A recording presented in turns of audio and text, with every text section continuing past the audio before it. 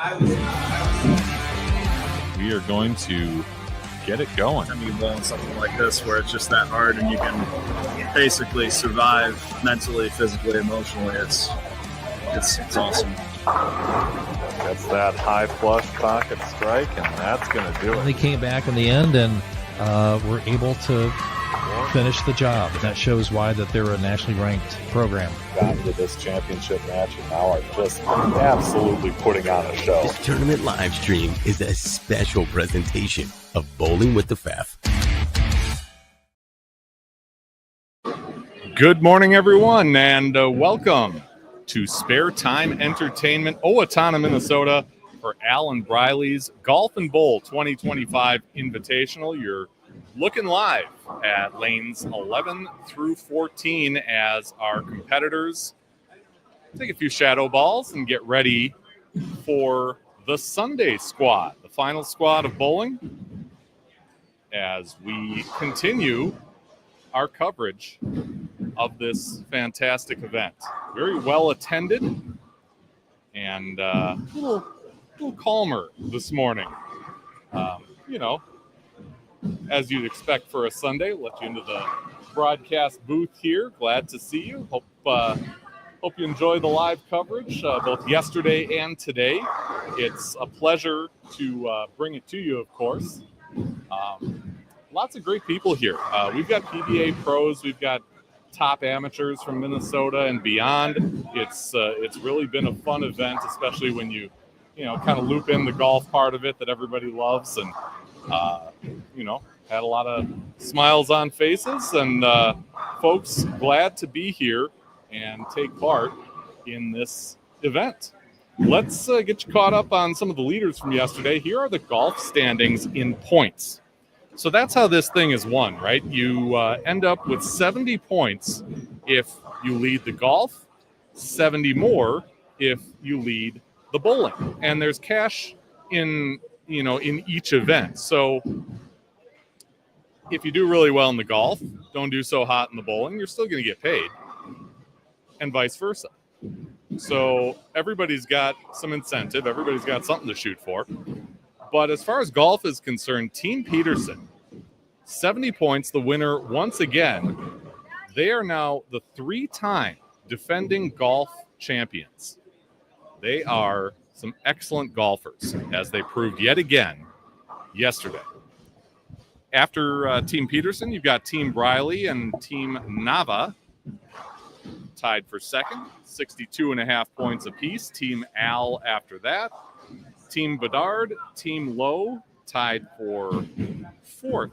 That would be, I got my numbers right, another tie between Team Ethan and Team Ordall, and Team Gustafson and Team Prenot.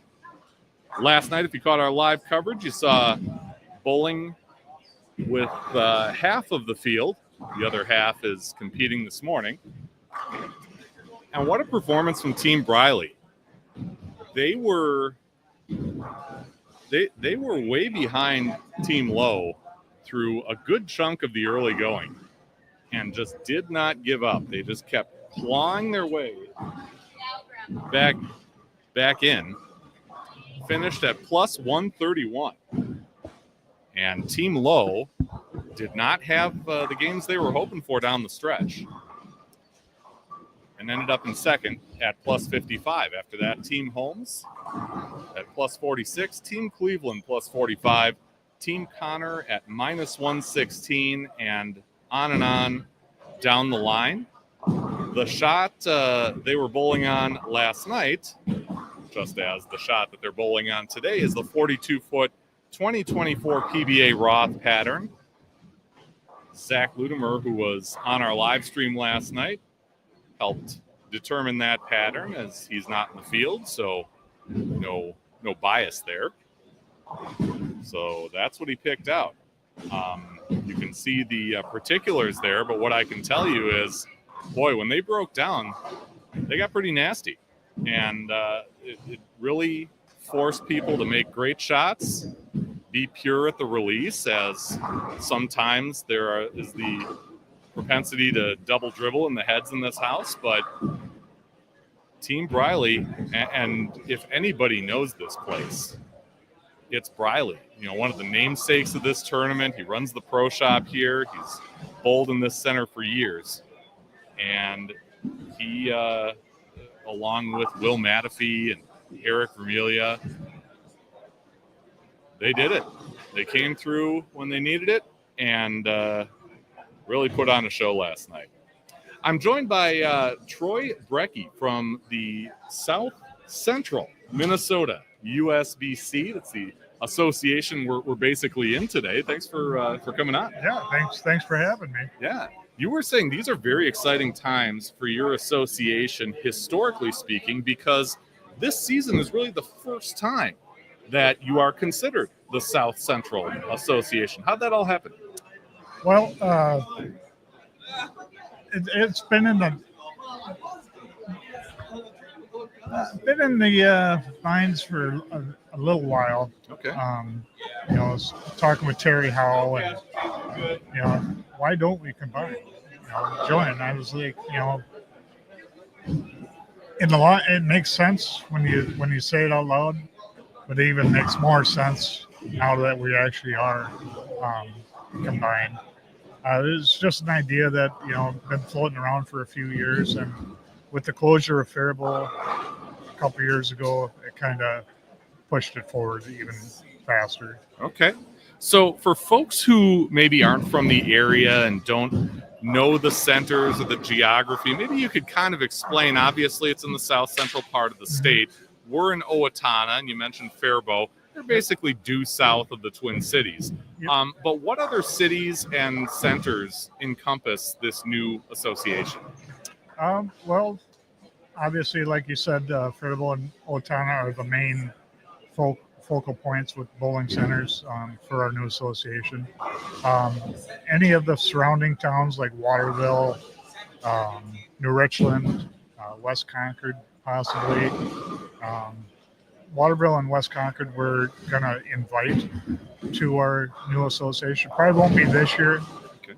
but we're looking to expand to them two towns as far as hopefully next year. More like other communities or, excuse me, are like Moorestown, just these small towns that are just outside of the Fairbault Owatonna area. Okay. And I'm guessing this doesn't stretch east to Rochester, though. No, Okay. no, They're that's their a own. different association. They're their own association. Yep. Gotcha. Okay. With this being the first season, and as we sit here, I mean, we're at August 3rd, so we are in the 25-26 season, as strange as that sounds. What do you do to make sure that, you know, this association runs smoothly, this first season is a successful one? You know, all the things that really every USBC association is tasked with at the beginning of a bowling season. Well, we started the process early of last year with the merger. So we jumped right on board right away with getting a board together, you know, getting all of our documents that we needed to get done for the merger. And really, if you don't have a good board and people that get involved that want to see Fairbault and Owatonna succeed, it makes it a lot tougher. Sure. But we got the board elected right away. People were involved, and it just made that transition a lot smoother as of yesterday to become official. South Central Minnesota USBC. You know, it just makes it easier. Yeah. Having the right people, the right tools, people willing to help, giving their inputs on stuff, and you know, with the announcement of the state tournament coming to Fairbault and Owatonna this coming season, it's awesome. Sounds like trial by fire to me. A little bit, but Yeah. but we're all on the same page and we're all in it together. And it's going to be an exciting year. Yeah, for sure. You know, I talk a lot about the tournaments that Al Houston runs out of this center. And, you know, obviously he's got the history in Rochester. He, you know, promotes everything really well. He brings in sponsors. It's plain to see on your screen right now the interest that he's had in his events, and not just in golf and bowl during the season. He's running plenty of events as well. It's really kind of a year-round thing for him. Yeah. How important is that to not only kind of lean on events like the association tournament or the state tournament, but also have these supplemental events that bring interest from other places into your association centers and into bowling in general? Oh, it's huge. You know, there's a tournament for everyone. Yeah. Al does he works his tail off putting tournaments together. He does a tremendous job of what he's good at what he does. It keeps the interest level of all ages coming to the bowling centers, whether it's here or Fairbault. Fairbault, we need to do a little more up there yet, but that's in due time. It'll have its time up there too. But yeah, Al is my gosh. I mean, you just can't say enough of what he does. Getting people coming to bowl. Yeah. And, you know, a lot of these people are not first timers at his event. They're repeat customers. Yep. They come back because they know that not only is there a great tournament for them to bowl, but when they get here and they get in the weeds and when push comes to shove, it's not just going to be an event. It's going to be well run. The scores are going to come out quickly. The payouts happen on time. And that's a kind of reputation that goes a long way, wouldn't you say? Absolutely. You know, there's anybody can say, oh, having a tournament. Yep. But with the experience that he has, the passion to run it well, it's kind of a different story. Yeah. If you have a well-run tournament,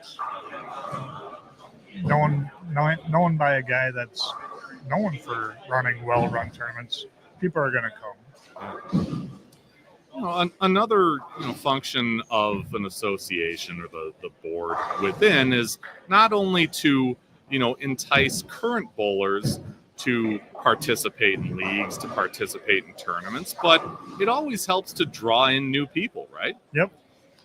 We work with the high school teams, trying to help promote the sport of bowling in the high school level.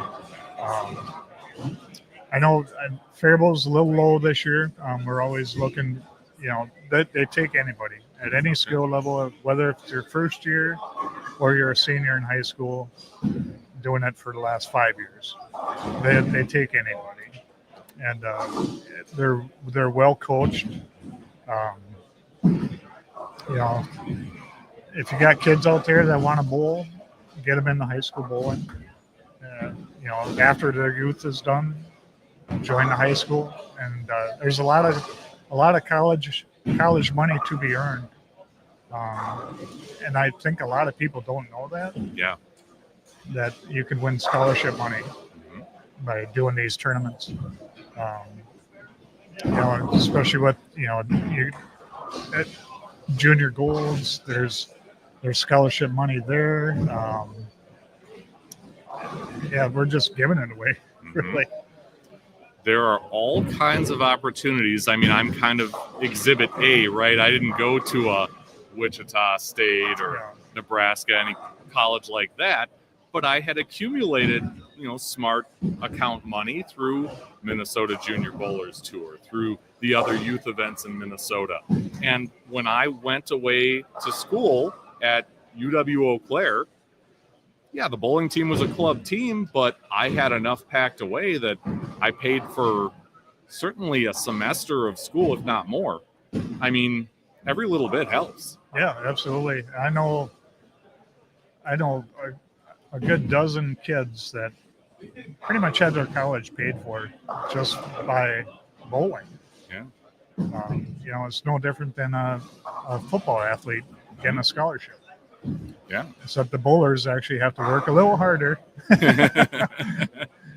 got to earn their scholarship. Yep. And sometimes it's not as easy as being seen. You have to kind of seek it out. Yep. Talk to the right people. It's Yep.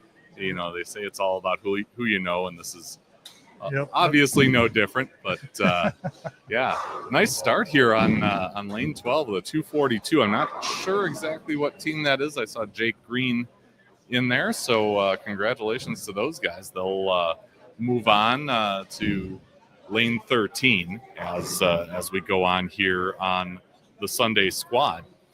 What you mentioned the state tournament coming to Fairbault and Owatonna, and that I would imagine not only takes preparation from the level of the centers here, but for you folks as well. I mean, what spells success to you when it comes to a state tournament that is going to draw people from all over, maybe not, you know, as a direct result of your efforts, but you know that you can enhance it all along the way, right? Yep. You know, our job for when the state tournament comes here as an association would be to make sure, you know, the state, Dick Wolfel runs the state tournament, does a great job. We just want to make sure that we give him what he needs to make sure that tournament keeps running smoothly as possible. Whether that's, you know, having the high school teams come in and do volunteer work for scorekeeping, or help running brackets. You know, we'll do whatever we need to do to help Dick and make sure the bowlers have a great time as well when they come down and bowl in our centers. Yeah. Have they determined which center has the team event versus doubles and singles? Yep. The team event will be ran here in Owatonna, Okay. and doubles and singles will be up at JMO's in Fairbault. Gotcha. Okay.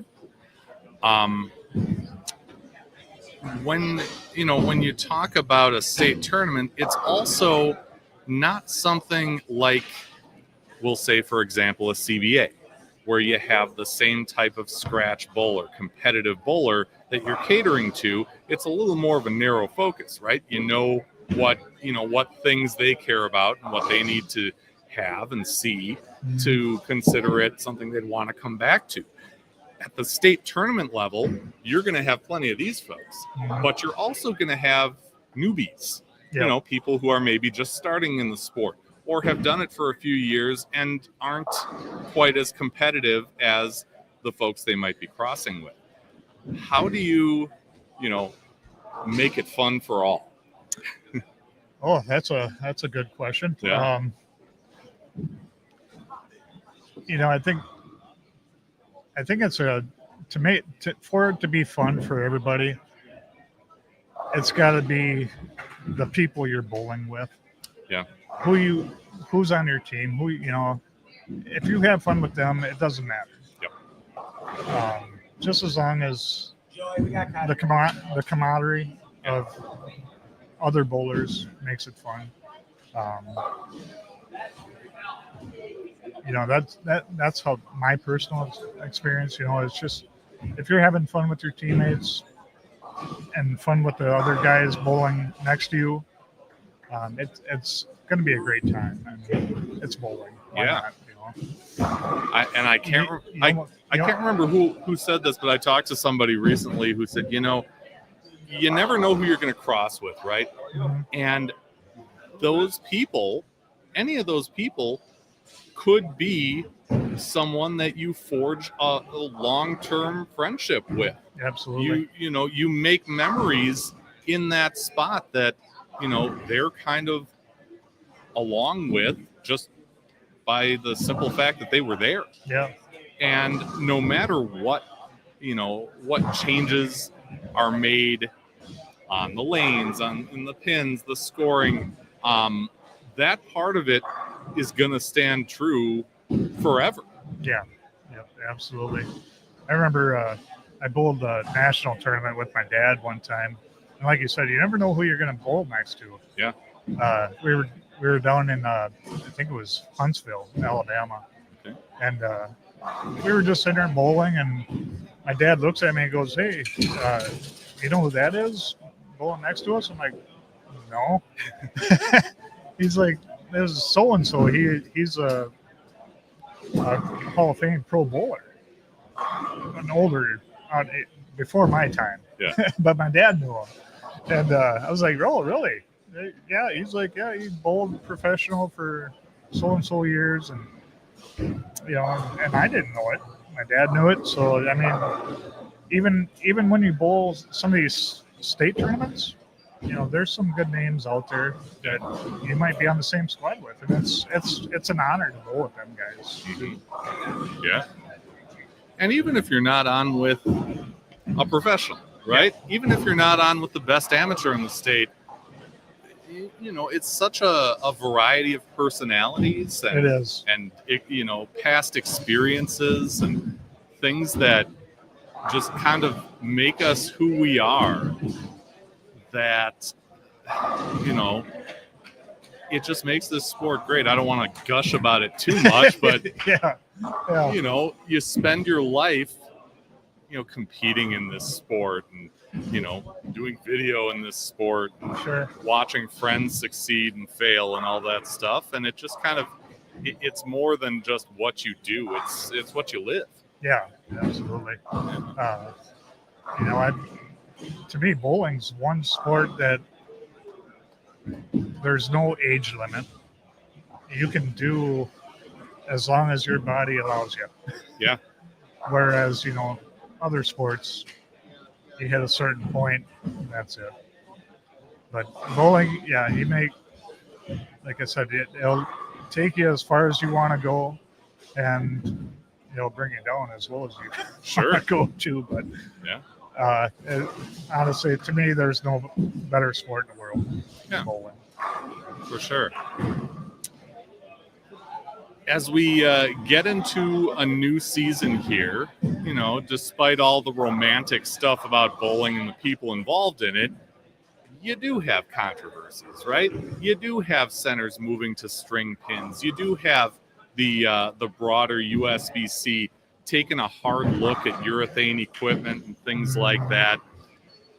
I would imagine just, part and parcel of being, the president of association and having the USBC logo on your jerseys and things like that, the natural tendency may be for the members to, ask about that and, kind of try to get closer to a great answer, as we all want to. Yeah. How you get there is different depending on who you talk to. Yeah. But I guess pretty simply, are you prepared for that? About as best as I can be. Yeah. I still got to do a little more research on this urethane ban proposal. Kind of half proposal, right? Yeah. Because it's kind of part of a multiple choice poll. Yep. But as far as anything association related, absolutely, I'm ready for it. I've been association president, both Fairbault and the new association now for 5+ years. And I think we're ready for challenges that come our way. Obviously, there will be some. You're not going to make everybody happy, but you do the best you can. Yeah. And, just the concept of change isn't always comfortable for everyone. No. Whether it be that stuff that I mentioned, whether it be, hey, those of us in Owatonna, we're going to combine with Fairbault to be one association and answer to one board and, be affected by the ideas and the decisions that come out of that one board. What's it like to not only ensure a smooth transition for your board and the people that you see every month or two, but also the bowlers. I would assume hundreds of bowlers that you have Yep. in your association. Yeah, we roughly have about 300, Okay. 300 bowlers between both centers. Um, most everybody was on board from the get-go. There were a couple that were, they needed more information. Sure. But once we gave them that information and laid everything out there for them, like, oh, that makes sense. Yeah, why not? Let's go ahead and let's do it. And once we got past that hurdle, it was just a fact of getting everything together and doing what we needed to do to get the merger done. Sure. In the big picture of things, obviously, again, board understands what you're doing, why you're doing it, and are on board, pardon the pun. Bowlers understand what you're doing and why you're doing it. They're on board. What is the ultimate success for you? Is it simply making the current members happy and, willing to participate in this great sport? Is it bringing in new ones? Is it, even bringing in new centers or expanding geographically? Is there like an ultimate goal for all this? I'd say all of the above. Yeah. Obviously, we want to grow this sport. Yeah. We'll take in, new members anytime. I would like to see us expand as well. I guess in a nutshell, there's really no end game to bowling. We just grow. Yeah. We just want to grow the sport, promote it as much as we can, get people involved, and get people out to have a good time, which happens a lot in bowling.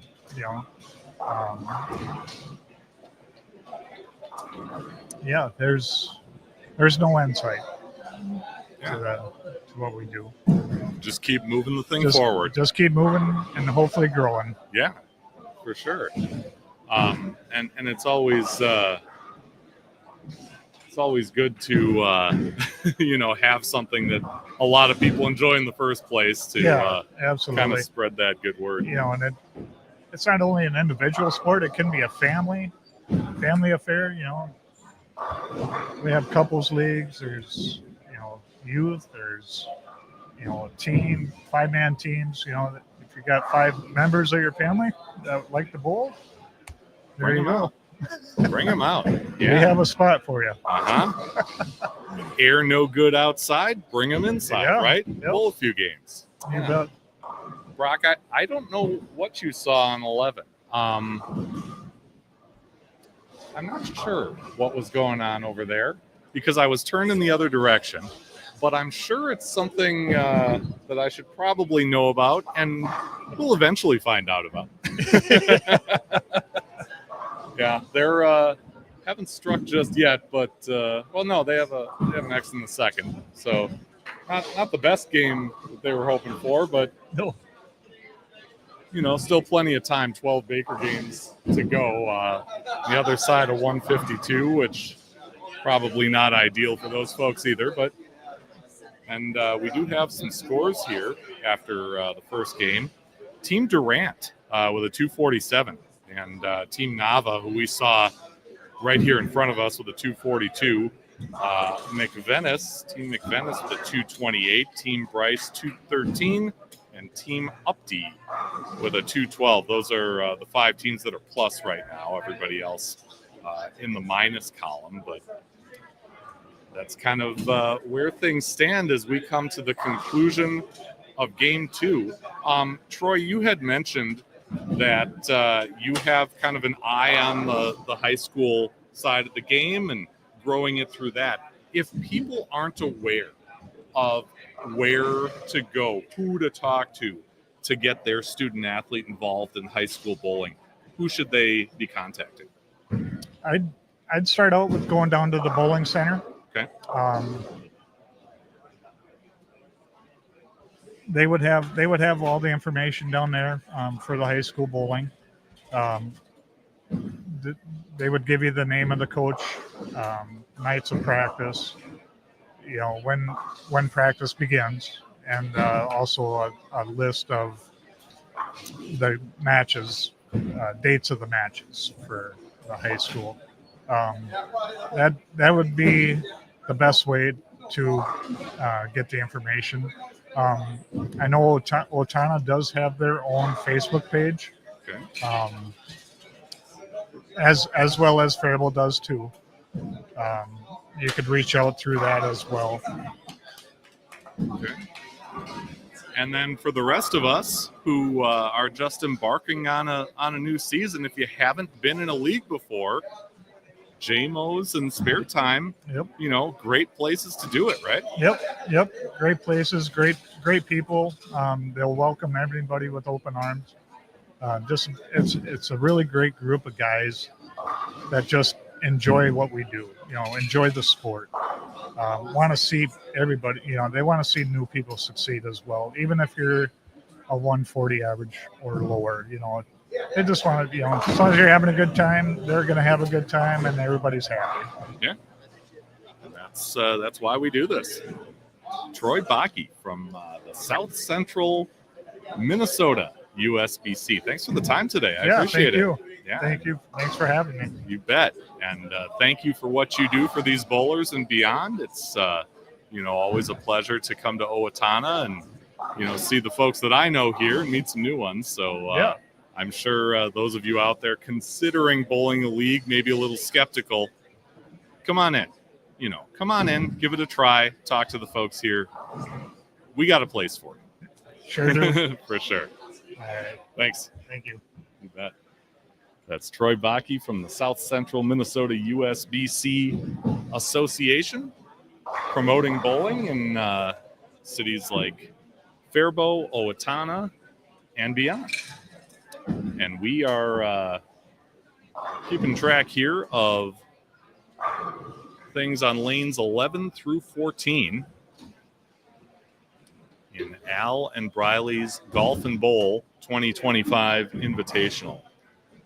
Brock, can you let me know what you saw on 11? If you could elaborate a little, maybe I could figure it out, get some answers for you. Score's not particularly high in game 2 here. We're just starting game 3. And as I said, it's Team Durant starting things out at plus 47 with a slim 5-pin lead over Team Nava to start out things here after one game.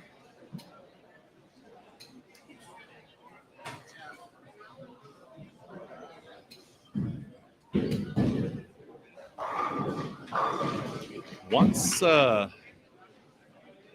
we get a little later in the block here, I can tell you there is a team with Mitch Hoope and AJ Chapman on it. Hopefully we'll catch them in the later parts of their block. Mitch, of course, a PBA champion out of Wichita State. Has a doubles win under his belt on the tour. Terry Howe is right next to me with her Wichita State Shocker earrings. It's a good look for you. There's lots of shockers in this building. Yes, today. there are. Yeah. And yesterday. AJ, one of them too. Mm-hmm. And Mitch Hoope, Wesley Lowe, Briley, of course. Keplinger. Yep. Alec Keplinger. Ryan Barnes. Yeah.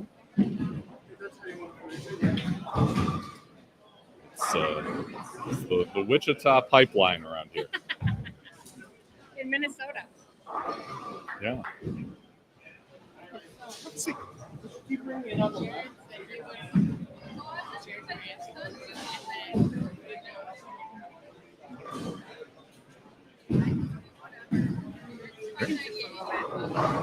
Yeah.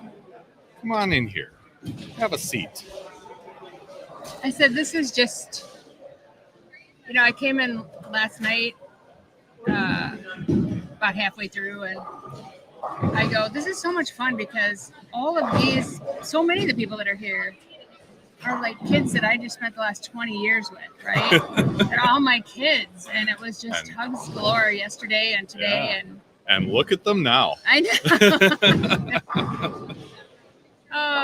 You know, and some of them are in the bowling world, and some of them have moved on to real jobs. And, you know, I'm proud of all of them. And pretty cool. Yeah. Is that I went home yesterday and I thought, you know what, I better get out to these more tournament series and meet more kids, because I haven't been out to as many of them because I've had so much paperwork with as many tournaments as we've been running. And so the cool thing is a lot of them come here. They do. Yeah. They do. We were just talking with Troy about how neat an experience it is to have all this high-level competition in this area, in this center. Right. And, you know, when you've got Al, who's basically been a spark plug for that stuff, yeah, it's neat to see it develop. It is. And, you know, what's funny is I look around and I saw, like, a little pod from Mankato. And yesterday I saw a little pod from Fairbault. And they're, like, the better bowlers from those cities. And it's fun for them to see how they stack up against, you know, like the team yesterday with Wesley and Alec, and I can't remember who was Ryan on that team too. Yep, Ryan Barnes and Brandon Mooney. I mean, those guys have all bowled regionals and been bowling, you know, since they were born, basically. You know, Alec's mom being a pro bowler, so probably been bowling since before he was born, right?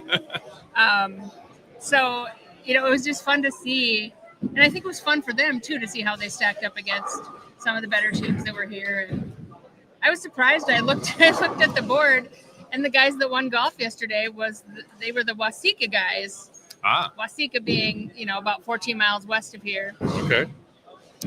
So they weren't even the big dogs, which I really thought there'd be a big dog team. And then Briley's team, of course, is in second. I'm like, he's a cheater, so, you know.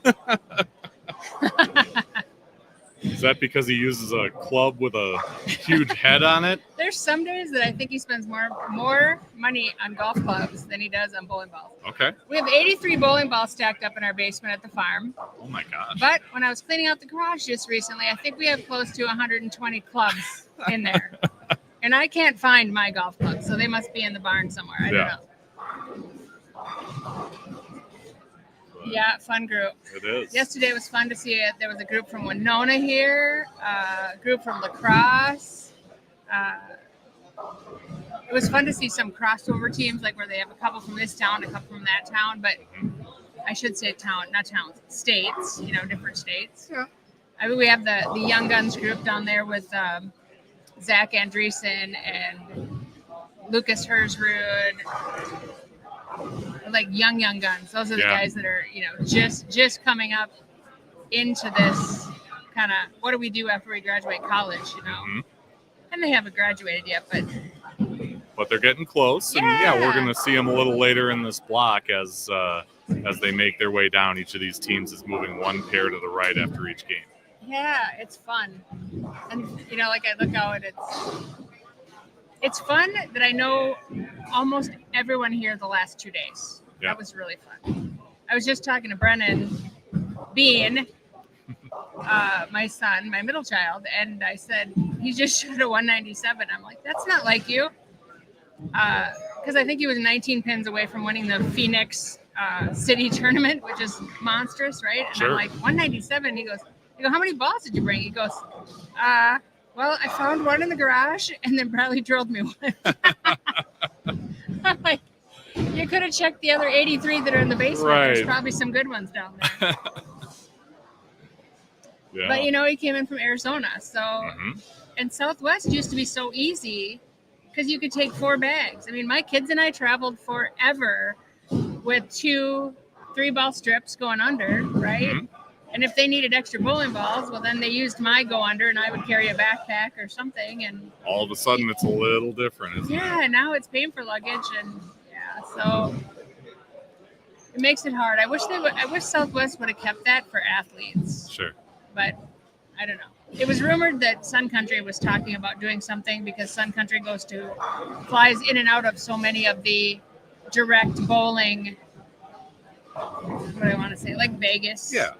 So, yeah, bowling destinations. Right. Yeah. Thank you. That's the word I'm looking for. Yeah. No, hopefully, hopefully one of these airlines see, or multiple airlines see that, hey, if they offer something for athletes and bowlers can take advantage of that, all of a sudden you get a wave of bowlers and their families and supporters, It's worth it. patronizing that airline. I understand. One of my girlfriends, Kelly, and I decided to work a ramp job with Sun Country Okay. for about 6 months just to see what it's like, because you get free flying anywhere. I mean, we flew all over the place for 6 months Not a bad because perk. they have a position that's called seasonal part-time, Okay. which means they may not need you for 2 weeks, but then they might need you for 4 days the next week. Okay. So in that 2 weeks, you can fly wherever you want. Ah. But the one thing that we did learn is weight distribution and what bowling balls and the weight of all those bowling balls do inside of inside the luggage area of a plane, Sure. and how they have to be. There's 4 bays under a plane, and they have to be distributed very equally. And the 3-ball rollers roll, like they'll roll sideways, and so they have to kind of prop those up. And I mean, I understand it; it's a hassle,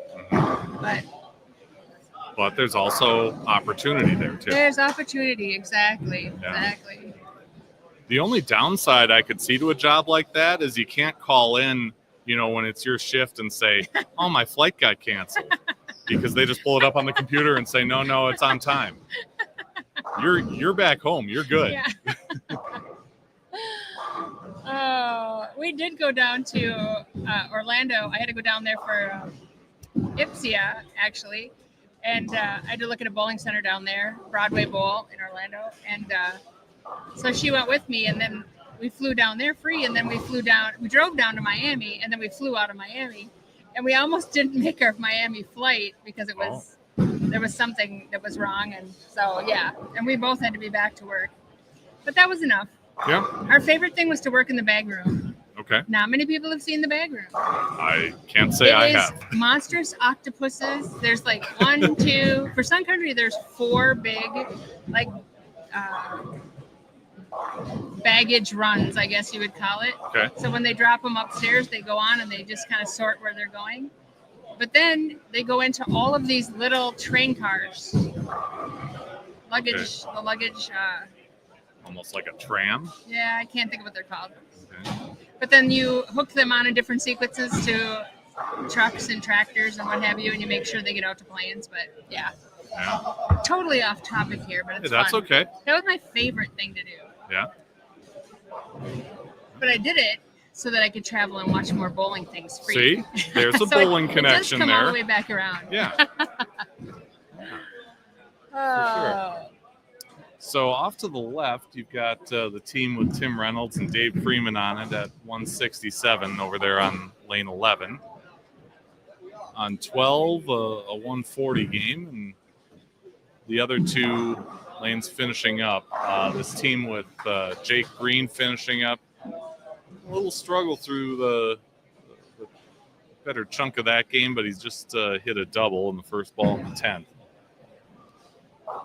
I believe that's Team Nava.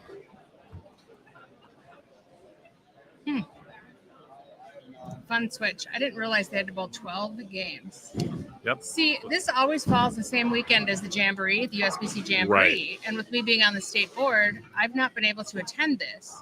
This year, I went to the board meeting Friday night because we have Junior Gold in 2026. Can't say that loud enough. Woo!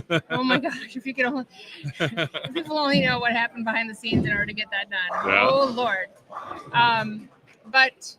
And that's the reason they went to the different age divisions, is because we have to use 10 houses in Minnesota. So they have to go to U12, U14, U16, and U18. So I went to the meeting, but then I have Briley Howe wedding things that I've been working on. So Yeah, that's this congratulations. week. You ready to be a mother-in-law? Oh boy.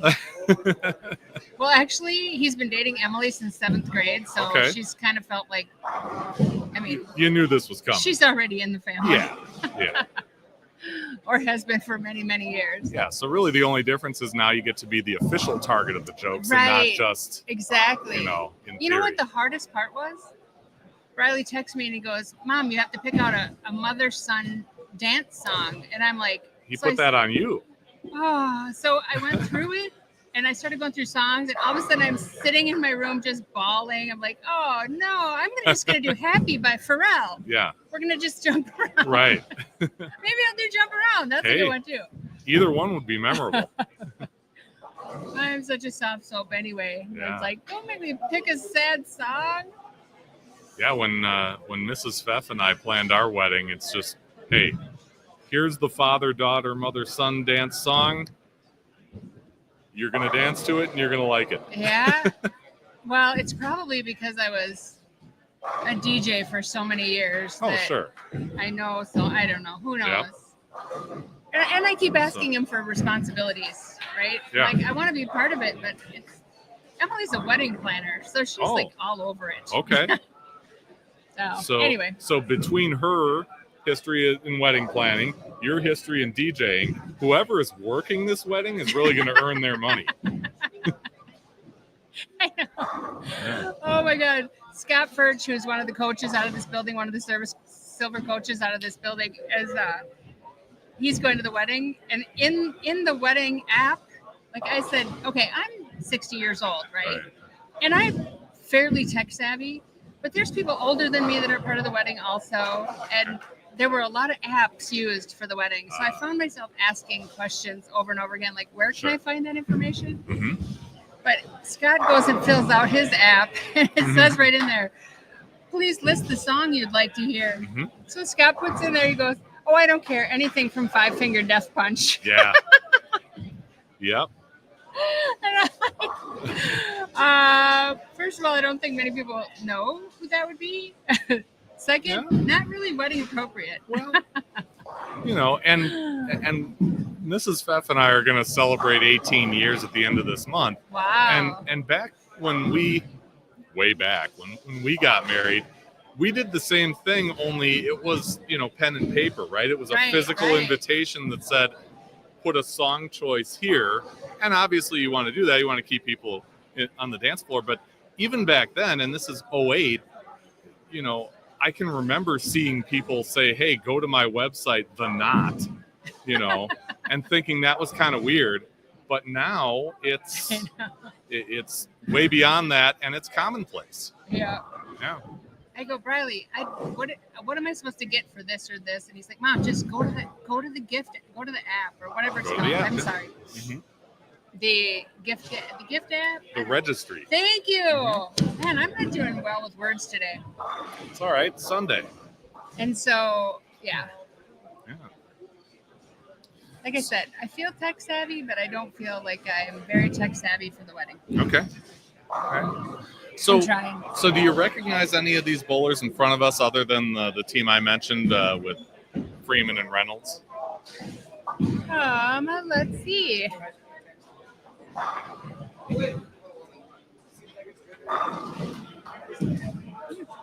Because it's always tough when no names on shirts, and I'm familiar with some people, just not all.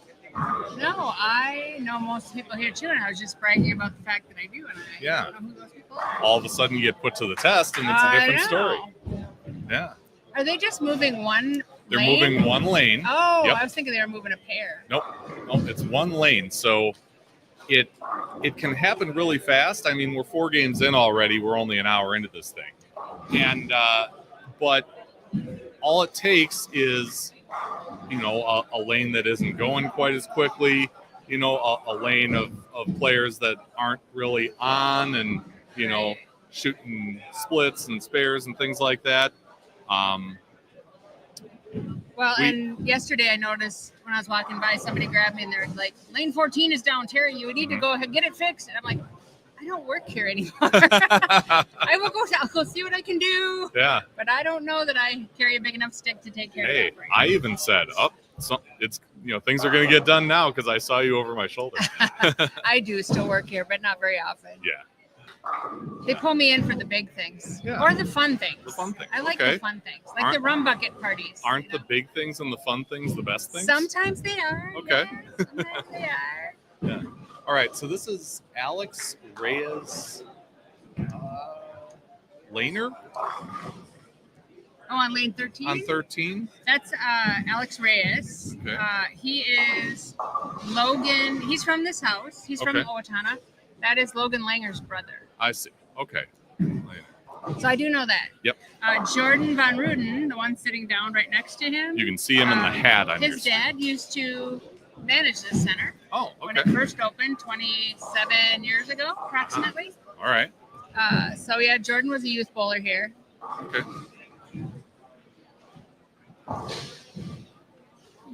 Nice. Both of them coming up through, well, Scott Virtue, we were talking about, the ones the five-finger death punch.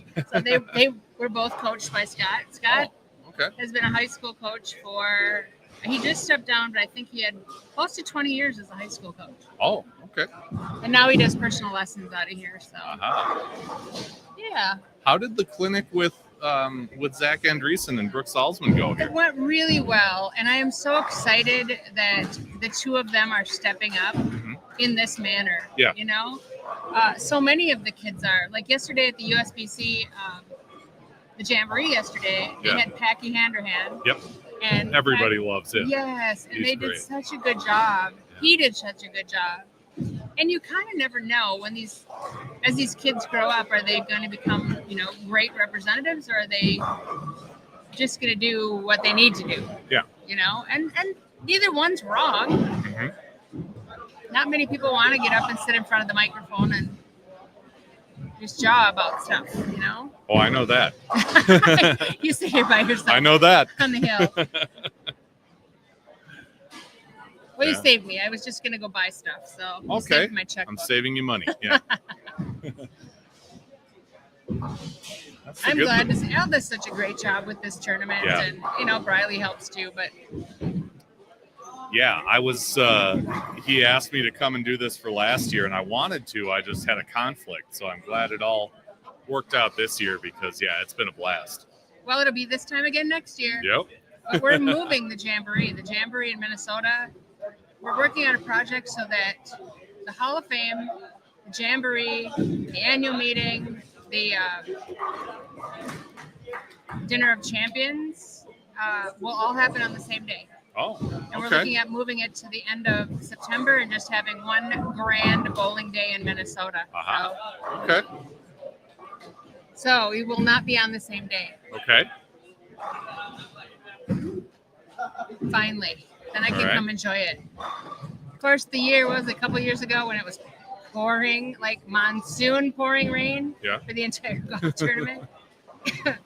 That's I been brought remember up a few Scott- times. Scott Dunham lost his keys or something to his gosh. car. Oh my gosh. Yeah. So I'm guessing this team that's on lane 13 is probably all Owatonna Local Fairbault. guys, yeah.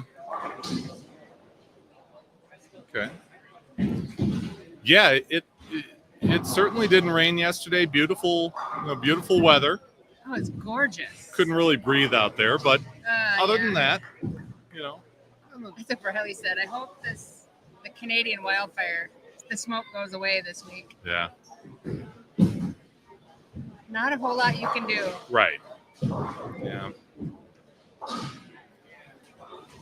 But no, a lot of the people said they had a great time at the golf course, and it looked pretty nice out there. I took a little peek, but Right out of college, I managed that course for 2 Really? years. Okay. Yeah, I did. all right. And it's So- a beautiful, well-maintained, flat course. Yeah. It's not very hilly. Good for older members. Okay. In fact, we have one, he's since passed, but Louis Smith, I think golfed, I don't know, he would come there at 5 o'clock in the morning and he would leave at 9 o'clock at night. I don't even Oh, know how wow. many, he would lose count of how many holes, but he would walk it. Every time? That was fun for him. Yeah. No, I would imagine. I mean, you get people who bowl, 25, 30 games in a day. You get people who golf every day. Yeah. Well, and I think they've had it at the Legacy in the past. The Legacy is a little bit more hilly than the Country Club is, but Okay. Give me a little fact check on this. You can look over my shoulder. This is from yesterday. I think this is Brady Gustafson that drained this nice putt there. Oh, wow.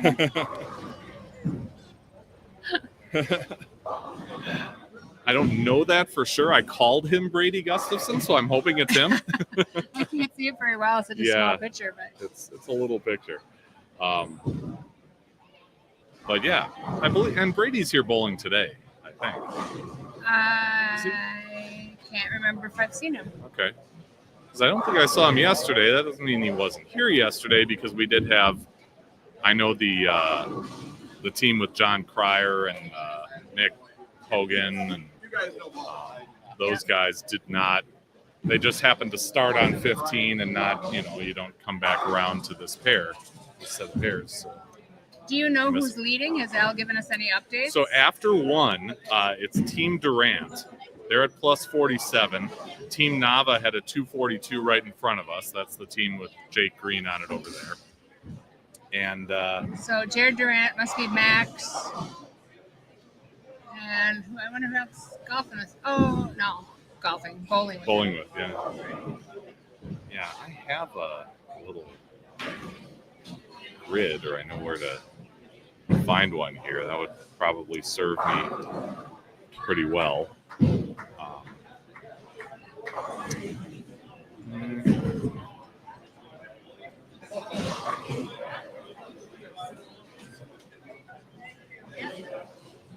The rosters have really changed a lot in in the weeks leading up to this thing. Some people commit; they have stuff coming up. Right.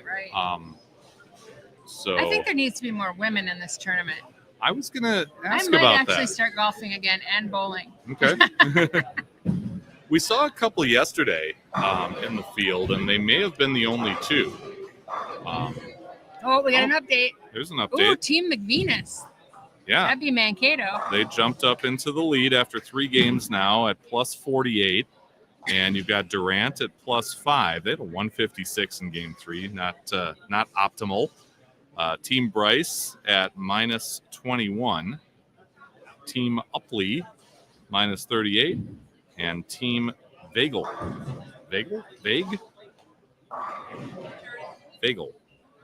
at minus 42. Come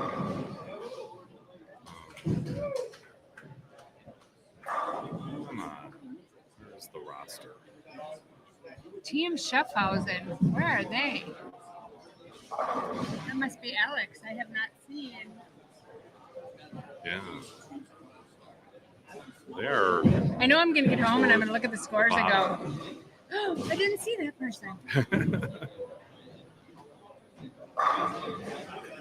And of course, they could be in that VIP area, 1 through 4. Yeah, this is true. You can't see past the wall there.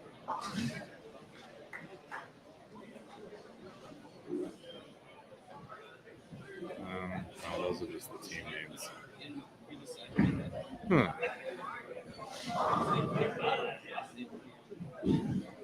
Elijah Raymond walking by, one of the Austin boys. Yeah. Actually, he's lived in Fairbault too, but he was one of the kids. Oh my gosh, I remember we went to Junior Gold one time, took the Suburban, and the Suburban seat had 7 seats. It was me and 6 U18 boys. Okay. And we had to add a handicap ramp on the back, and then we went and bought a monstrous bag that you could zip closed. Oh yeah, we definitely looked like we were going on vacation. Yeah. Vegas vacation. Okay. Nick says, yeah, that was Brady, and yeah, they are bowling. Thank you for that, Nick.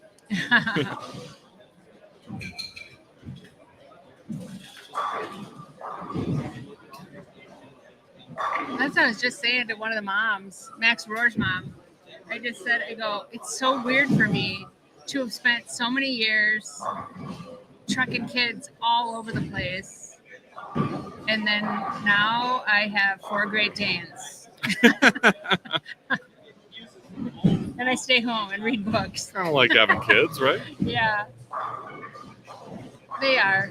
I came home yesterday and the youngest dog, who is 2, decided he was going to play with a pillow, Yeah. and it was all over the house. Oh well. Oh, well. Yeah. No, we were talking about Al and, how well the tournament's run and how great he is at bringing on sponsors. I mean, you look at all these sponsors he's got involved in this event, and, there's the proof right there. Yeah. It's more than just a great event. It's almost like a reunion of all of these people. Mm-hmm. Like if you go through 6 degrees you could pull 6 degrees of so many of the teams here. Yep. Less than 6 degrees. Sure. Of these, people spending time with each other. Mm-hmm. Yeah.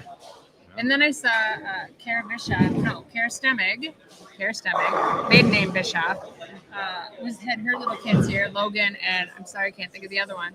But they came just to see who was bowling. And those are kids that are going to be phenomenal because that, comes from the Bischoff clan.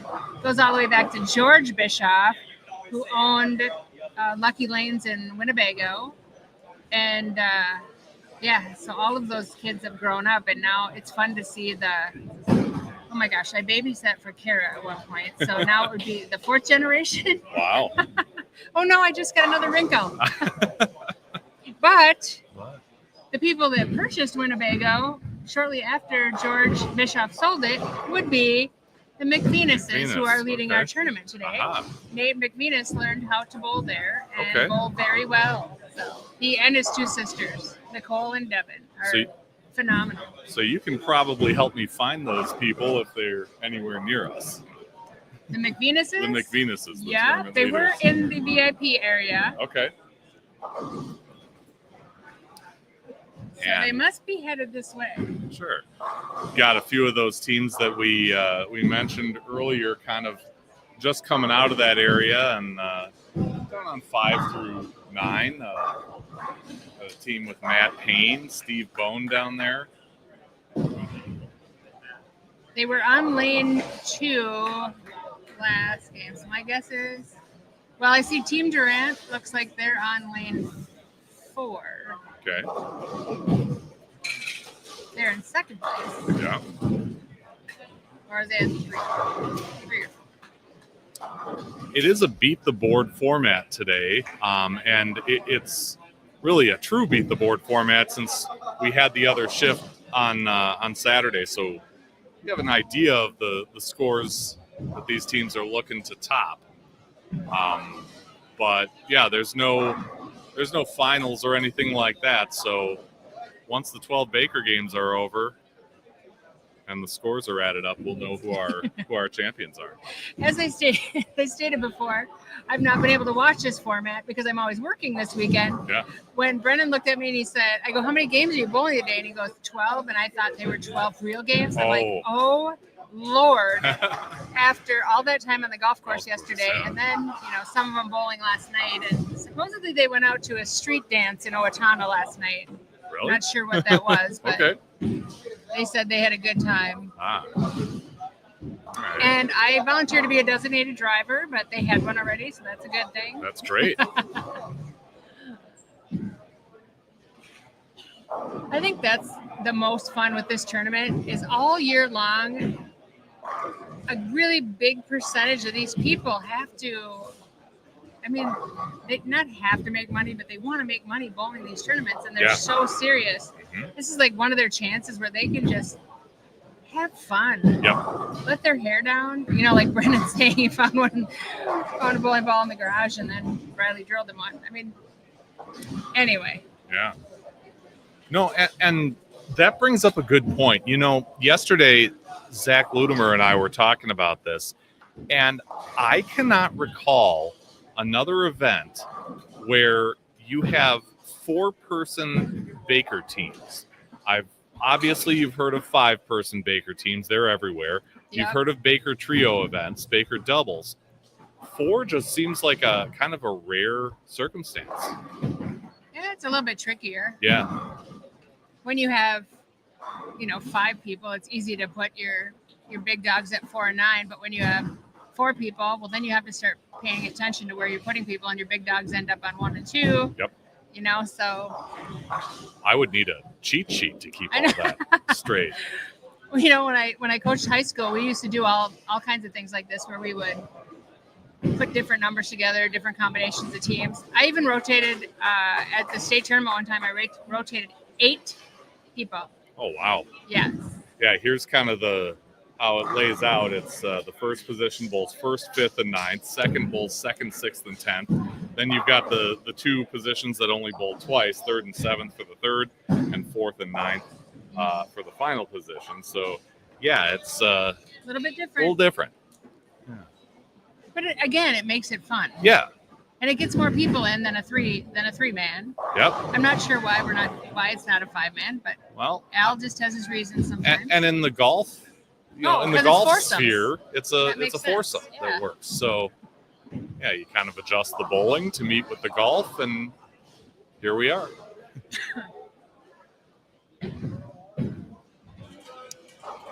Let's see. The team that's on lane 11 now, those guys are locals here too. Okay. Colt Bakken, who just sat down in the light blue hat. Okay. He's a little off camera, but he's there. Yeah, he'll get up again. He's a lefty. I think he has got the record for the most 300s in this building. Oh. If I remember right. Okay. I think he gave the high score a run too. But I don't believe he holds like the a high house score. record series. Yeah.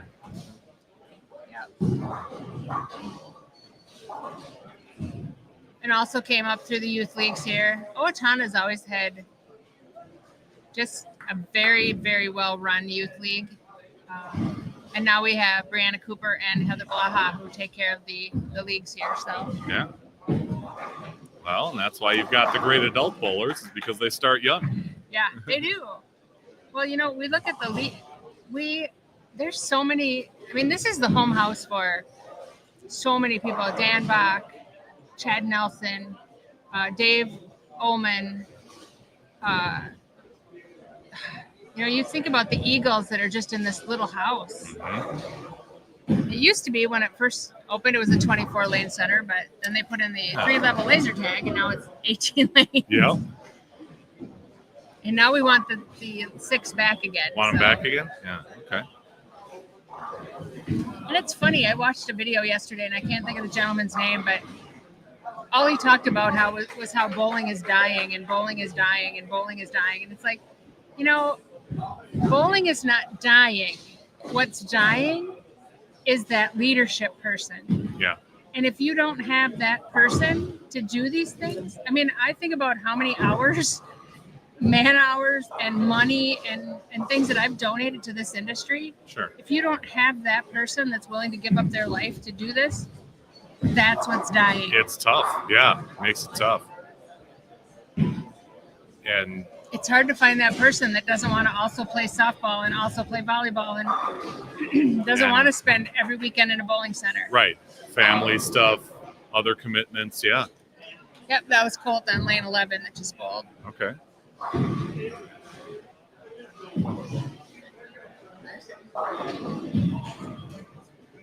So that must be Team Colt. We have one of those. Yeah.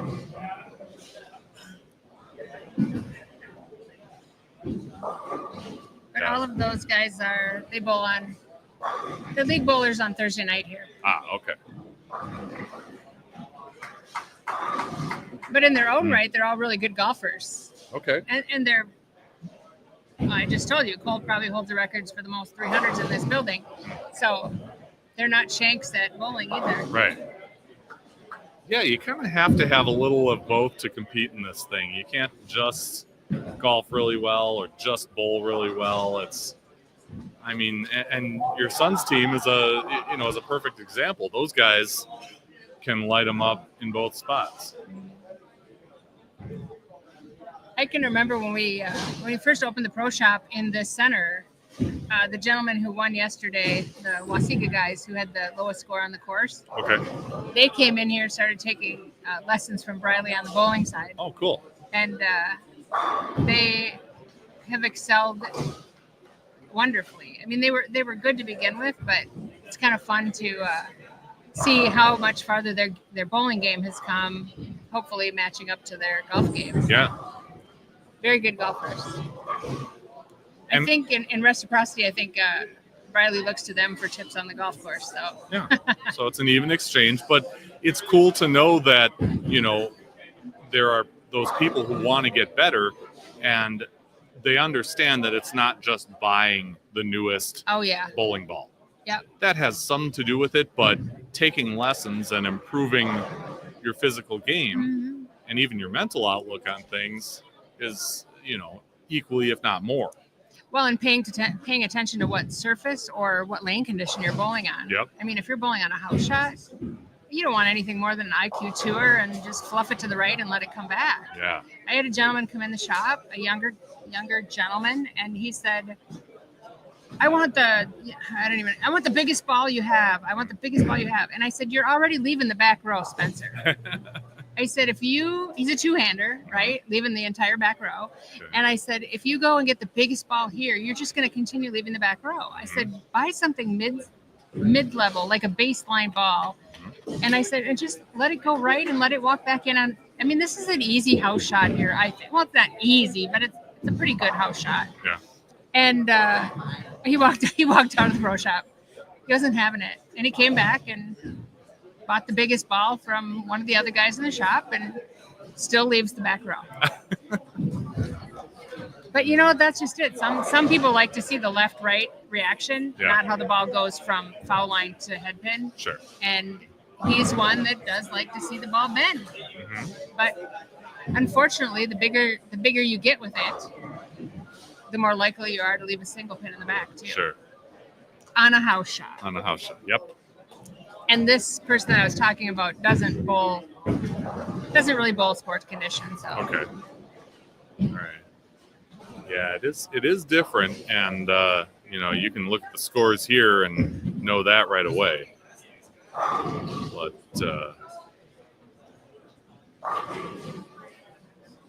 yikes. Well, we got some of the big dogs now coming up on lane 11. Okay. So that was Colby Ordall. He's probably the weakest link. Okay. And that must be Team Ordall then. Yeah, I would Okay. guess. They're in ninth then- after 3 games. He bowls in Fairbault for sure. And then you have Nate Schutte, who is he bowls here, but he also bowls like at Cedar Vale. He bowls a few places. Okay. And then Brennan, my older son, middle child. And then back here in the green, you'll see in a little bit Jason Kess. Jason Kess's mom and dad used to own the bowling center in Fairbault Ah, okay. that Ryan Burr now owns. Yeah. Great shot.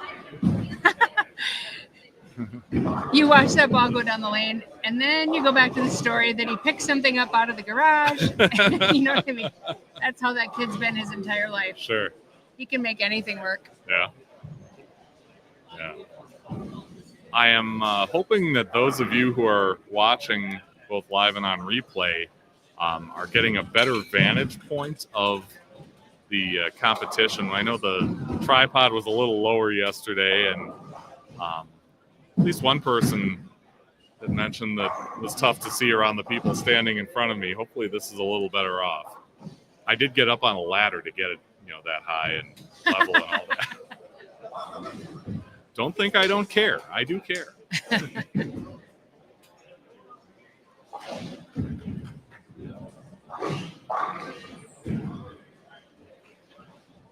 Yeah, that's fun seeing the kids back together too. 'Cause it's like my kids and the Kess kids grew up together. And Okay.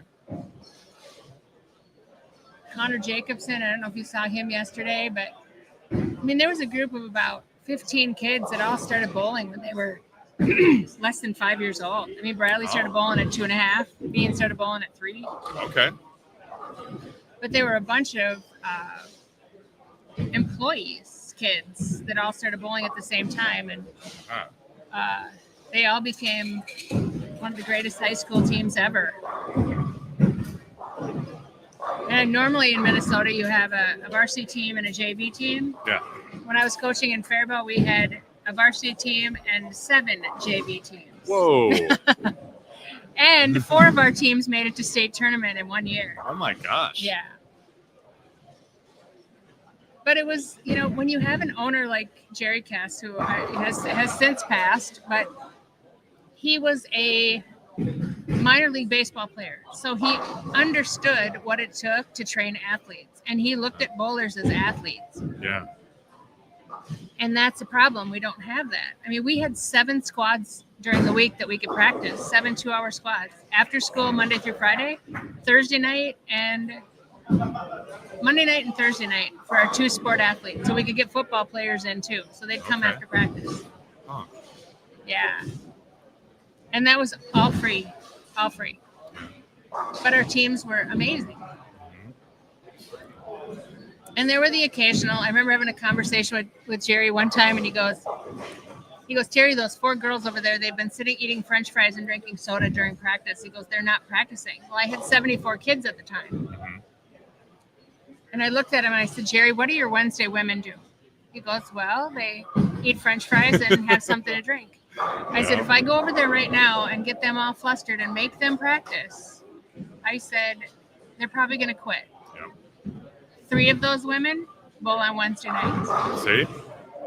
It's not just what's going on, at that moment. You're looking at a lifetime of, of participation for people who get into it. And you know what? They're going to do it their own way.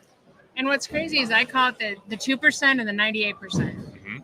And I always coach to the 2%. I believe everyone that I coach can make the top 2%, depending on who they're connected with, how much they practice, how much they learn, where they go for just experience. But we forget about the 98% that just want to enjoy the sport. Yeah. And so we have to remember that. And high school coaches have to remember that. It's like we have high school bowling for a reason, and it's for filling up the bowling centers and the leagues. So if we alienate them or irritate them or drive them away, we're losing solid 98%ers, and that's hard. And that's what Troy was talking about with growing the association numbers.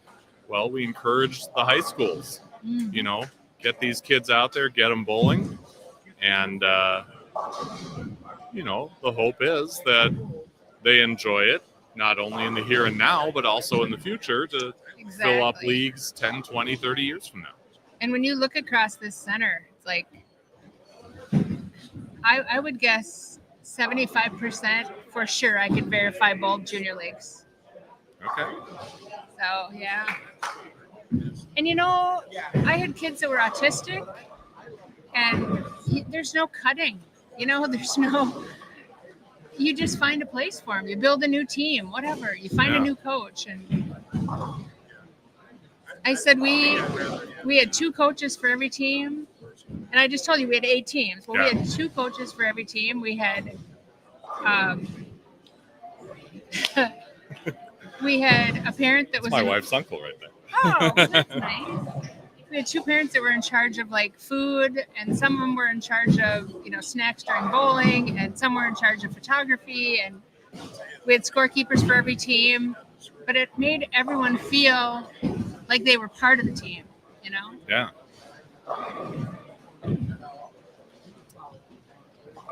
Yeah. All right.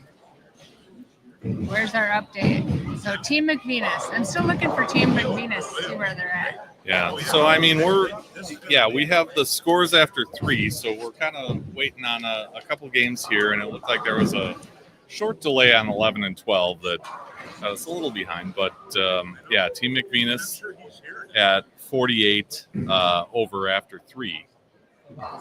They are the leaders right now. But off in the distance, you can see Lucas Hersrud and Zach Andreessen, Matt Payne over there, Mitch Hoope, AJ Chapman. We'll get them in the last few games of this thing. AJ said he has a sinus infection. Oh. So I asked him if he'd do some recording right when we were done here, just some little for Hot Topics, and he's like, maybe. I go, what do you mean maybe? And he just starts laughing. I'm like, I've done just as many favors for you. I- Come on, kid. I believe you can And be then he pretty told me- convincing. He goes, well, I have a sinus infection. He goes, I'm going to sound like this. I'm Okay. like, who cares what you sound That's like? okay. As long as you get your point across. Yeah.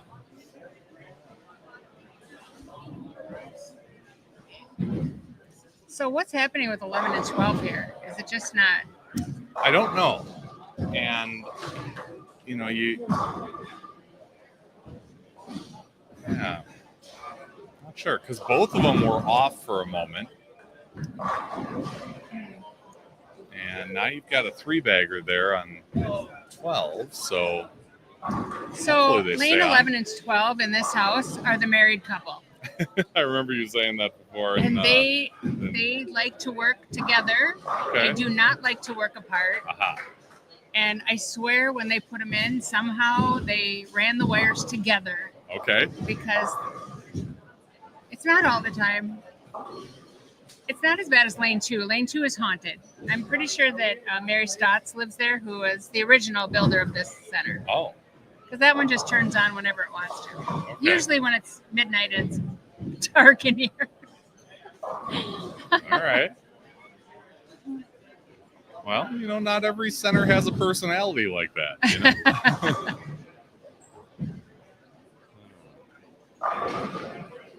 This is the best place to set up for a camera. Yeah. 11 and 12 can be touchy. Mhm. Oh, mean.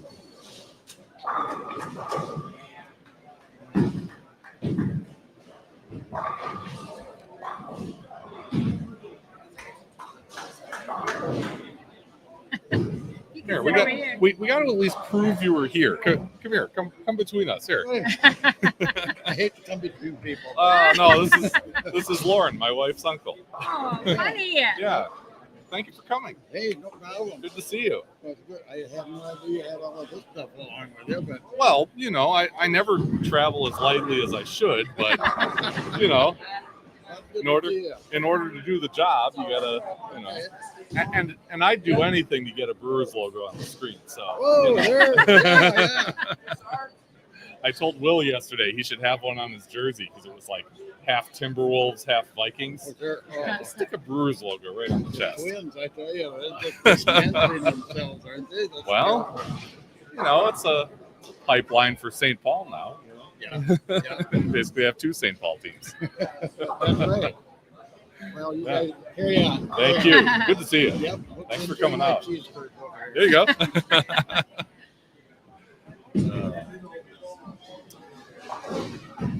Yeah, Lauren lives in Albert Lee, so he's not too far. Nope, it's 40 minutes south of here. Yeah. They used to have a monstrous high school team too, and then they lost their bowling center. Like, Yeah. we don't need to lose any more bowling centers. Yeah. Albert Lee or Austin? I can't remember. I know he lived in Albert Lee at one point at least. He may still live there. We'll just say he lives in Minnesota. But he's also an Army veteran who has his name on a monument right next to my father-in-law in Nice. in Mondovi. So, Mondovi, Wisconsin. You don't see as much of that anymore. Yeah. I don't know. Like my dad was a veteran too. He was a Marine. And what they go through, he was a frontline Marine, and he would never talk about Korea ever. Yeah. But when he and his army buddies, his Marine buddies would get together, as kids, we would sit in the back and listen to some of the stories, Mhm. and they were stories that would cause nightmares. Yeah. So when people say, wow, why is the veteran getting a discount? Oh, Lord. He died at 90 years old and had PTSD up until his death. So that's why I try to do a lot for BBL. If you just take a brief moment and think about, how fortunate we are to sit here on a Sunday afternoon bowling or checking out bowling in a center without any, threat of whatever. Right. Yeah. And you have to, you have to thank those who made that happen. It's not easy.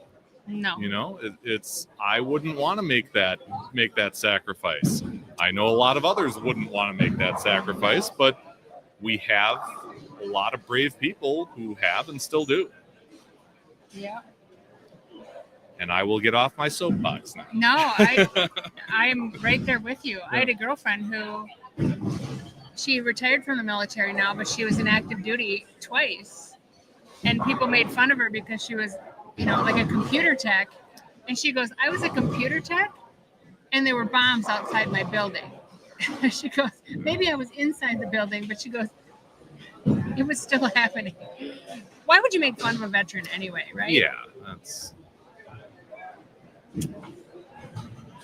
But now she's retired military and, has a nice income, and she's like early 30s.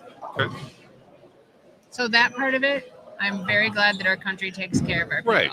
Yeah, stuff like that, like you said, military discount, that's the least we can do. I know.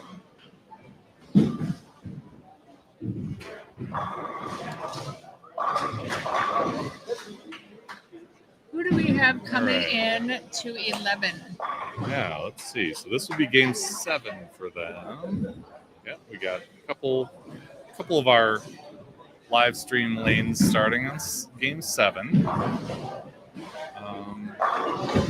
Oh, I see our Team McVenus is on lane 7 or 8 right now. Okay.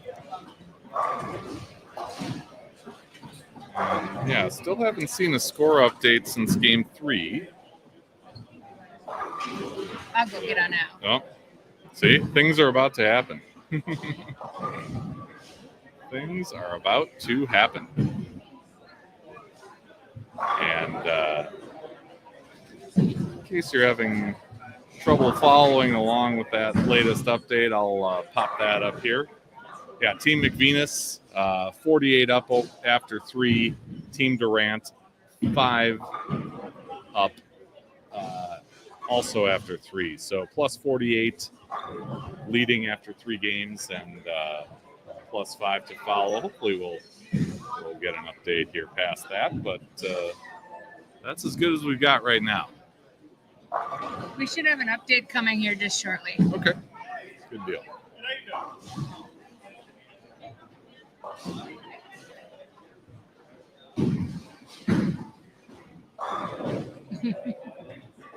I think those boys stayed up too late last night. Very good chance. Yeah.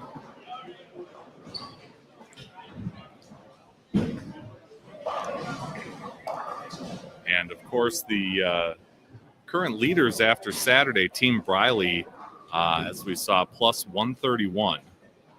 So, see Will Matafee with his daughter here, keeping a close eye on things and hoping their lead holds up.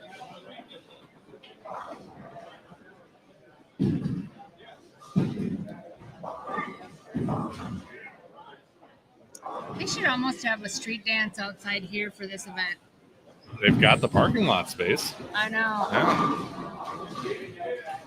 I mean, parking lot space, DJ. What more do you need? I know it. It'll be fun.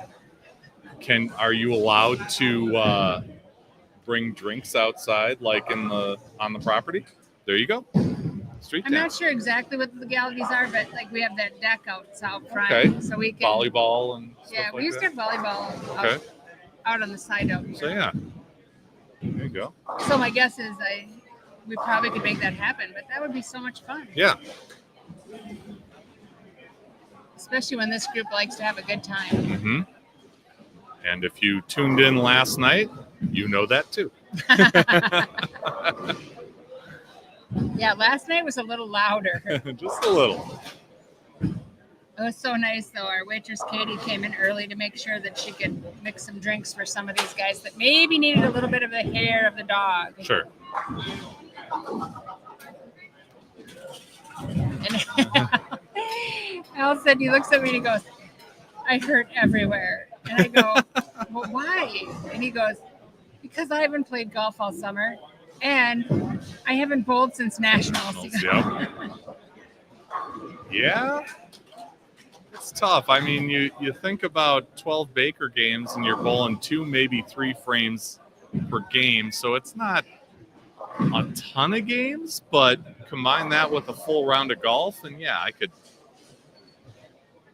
feel that.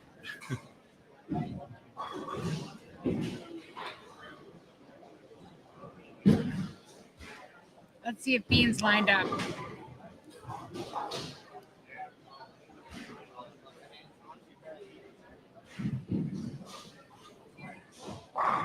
Oh, yeah.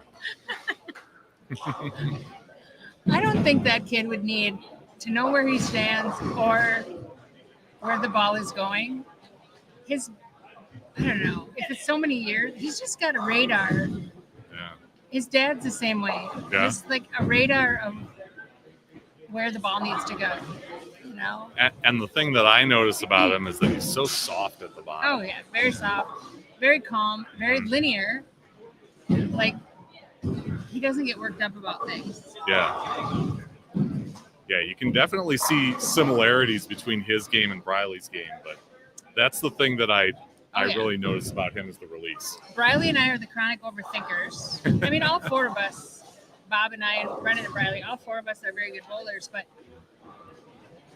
Briley and I are the overthinkers. Sure. And so we have to make sure that we keep ourselves grounded.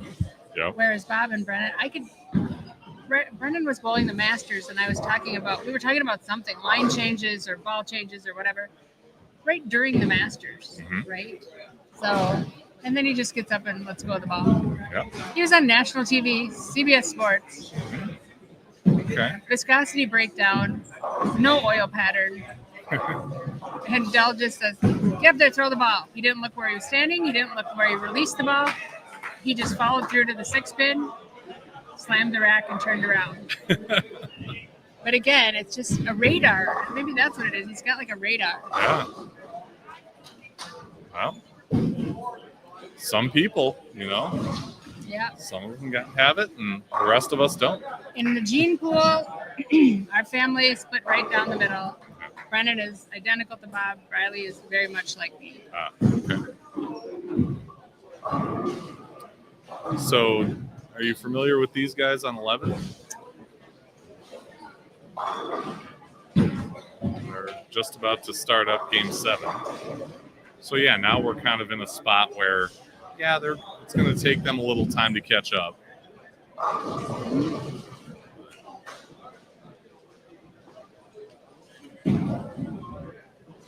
I'm not sure where they're from. Las Vegas County Jail. Yeah, I mean, hey.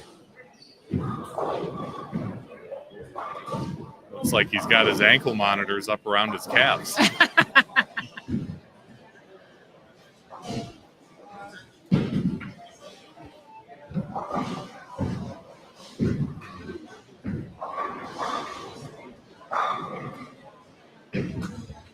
So we'll get our first look at those guys. And again, if you're just joining us, we are 6 games complete into this Sunday squad at the Alan Briley's Golf and Bowl 2025 Invitational. Lanes 11 through 14 at Sparetime Entertainment, Owatonna, Minnesota, although our field represents many other areas and several states along with Minnesota. Our team on lane 11 is from Stewartville, Minnesota. Okay, over by Rochester.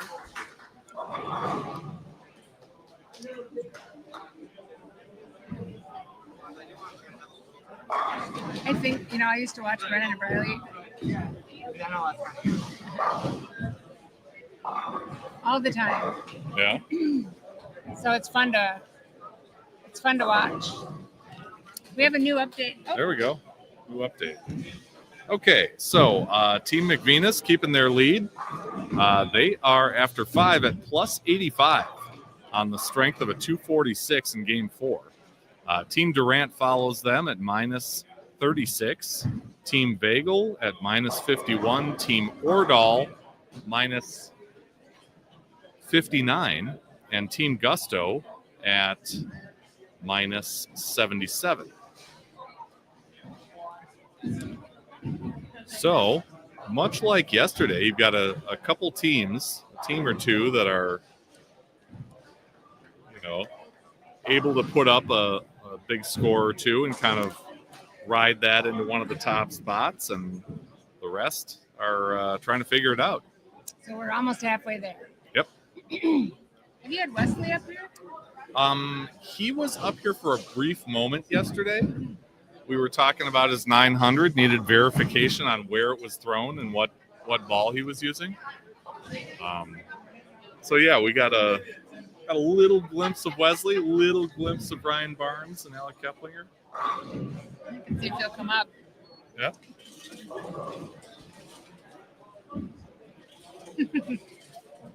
Wesley has 3 little Pekingese dogs. Oh. Ankle biters. Okay. And they're all very young. Yeah. We went to his house and he's just like, he wasn't there, but we had to stop there to get something. And they're all like, like, oh my God. Is he living in Arizona now? They're his children. Or- Yeah, he lives in Mesa. Okay. Yeah. Yeah. They have a dog sitter this week. Okay. Yeah, one of our regular viewers is from California, and he thought that the 900 might have been in California, but no, it was in Arizona. Yeah, he's originally, he calls it, I'm a SoCal boy. Mm-hmm. That's where he's from, but Yeah. he's lived in Arizona. Well, and he works with B3. Yep. So that's a good fit. Yeah.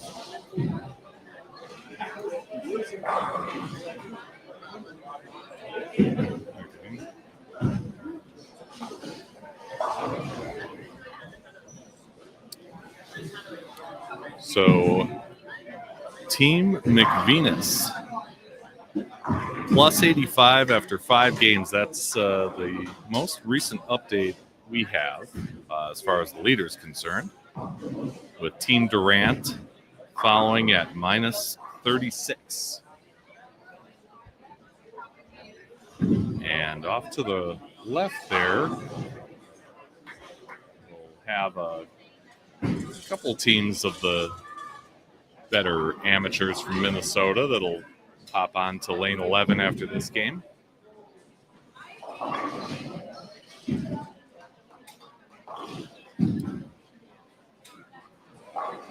Once the 12 Baker games are complete, they will get those scores down and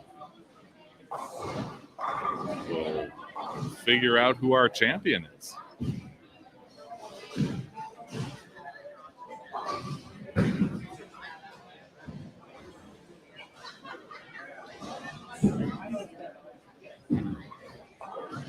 I'm kind of surprised Al hasn't been around. He was going to jump on, but might be busy with, taking care of running this thing.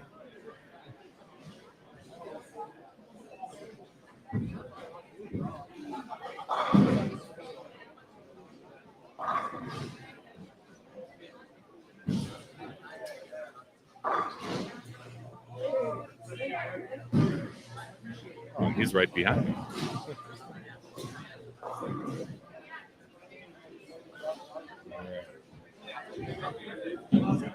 So 2:06 for this team on lane 12, and they're going to have a little while to wait because, or no, they have already, I think they've already started in game 8 there. So we've got some on game 7 and some on game 8,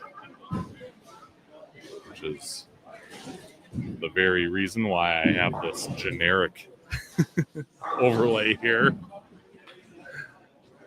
for these instances when you've got some on the 2 pairs on one game and others on the other.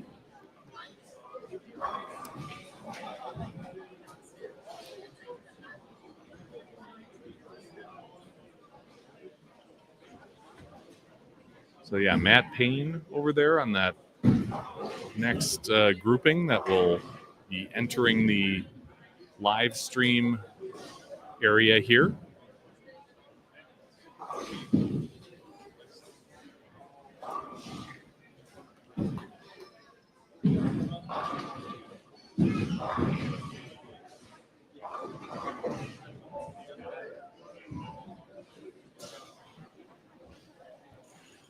Team McVinus update. Oh, wonderful.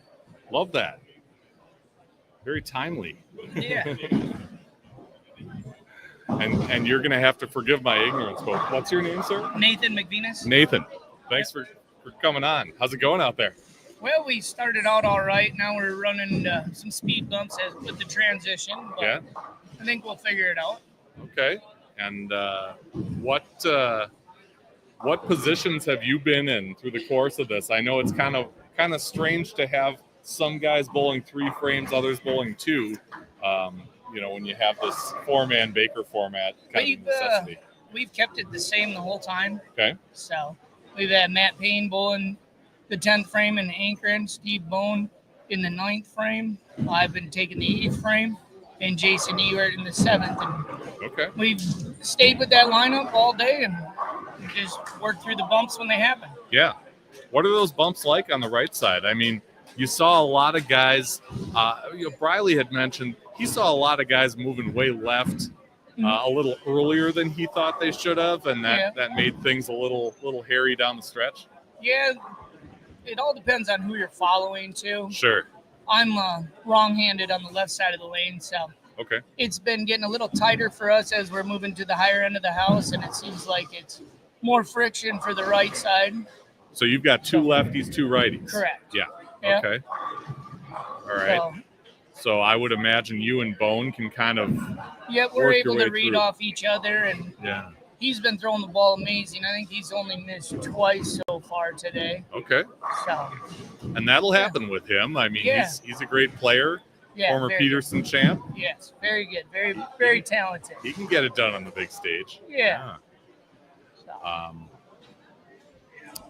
No, and tell me who your 4th is. Our 4th is Jason Ewert. Okay. We picked him up. He's a good golfer, so we knew we needed a little help on the golf side. So sure. We got him a golfer. I got him a new ball drilled about a month and a half ago. So he hadn't bowled in like 8-10 years. It's been a while since he had bowled, so we got him a ball, and we've been practicing a little bit for the last month and a half. Yeah, coach him up. Yeah, and so we're just trying to stay safe out there and get as many pins as we can and hope for the best. Sure. Yeah, and 188 it looks like that last game. So yeah, we're slowing down a little bit, but hopefully we can figure it out and put together a strong finish. We I'll got off tell to you, a good start. So. There are some teams here who would kill for a 188. Yeah, and like I said, when we were sandwiching the 190s between the 220s, I'm like, we'll take that all day. For sure. And then we mixed in that 150 game a couple games back. So Yeah. now we're rebuilding. So. All right. Yeah. And your next game looks like is on 10. Yep. So we'll see you guys in action in game 9. All right. Yeah, I got to get down here and read Steve's ball and see if I need to make a move. I appreciate you taking the time to talk to me. Hey, thank you for coming up. Good luck the rest of the way. Thank you, sir. Yeah, Nate McVenis on the current leader, Team McVenis, plus 85 after the first 5 games of this thing. So now you've got these folks on 11 finishing up their game. The team of Lucas Herzrud, Zach Andreessen, a couple others going to enter our field of view as we get into game number 8 for them. It will be. Meanwhile, the folks on the right just about finishing up game 8, so we're a little lopsided there, but eventually it'll work.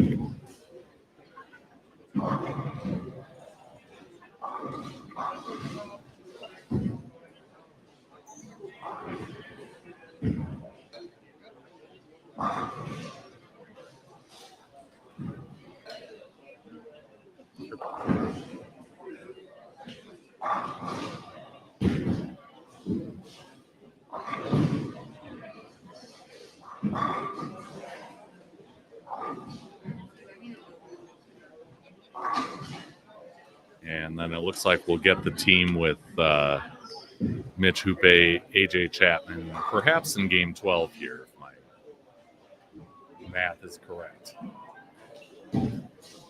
Maybe.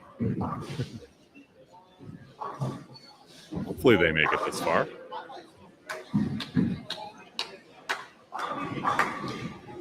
The one lane that isn't being used in the house is lane 8. So the bowlers do skip over that lane, but they go one to the right for each after each game. So each Baker game is only on one lane, and they do get to choose their order.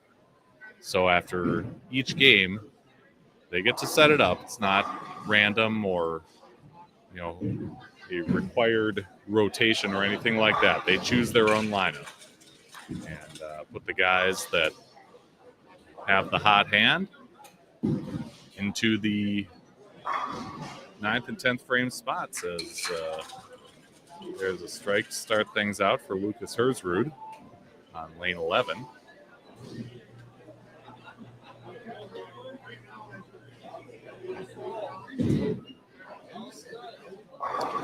So you've got Herzrud and Andreessen in the first and second spot. So they will end up finishing things up in this 8th game of competition for their team.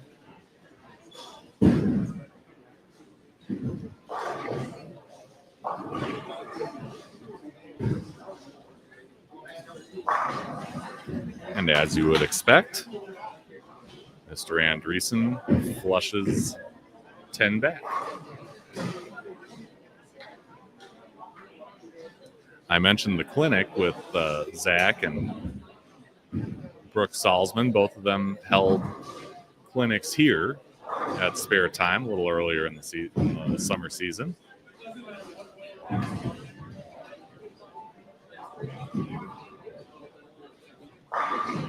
And there's the front 3, just like that. So. Yeah, no shit.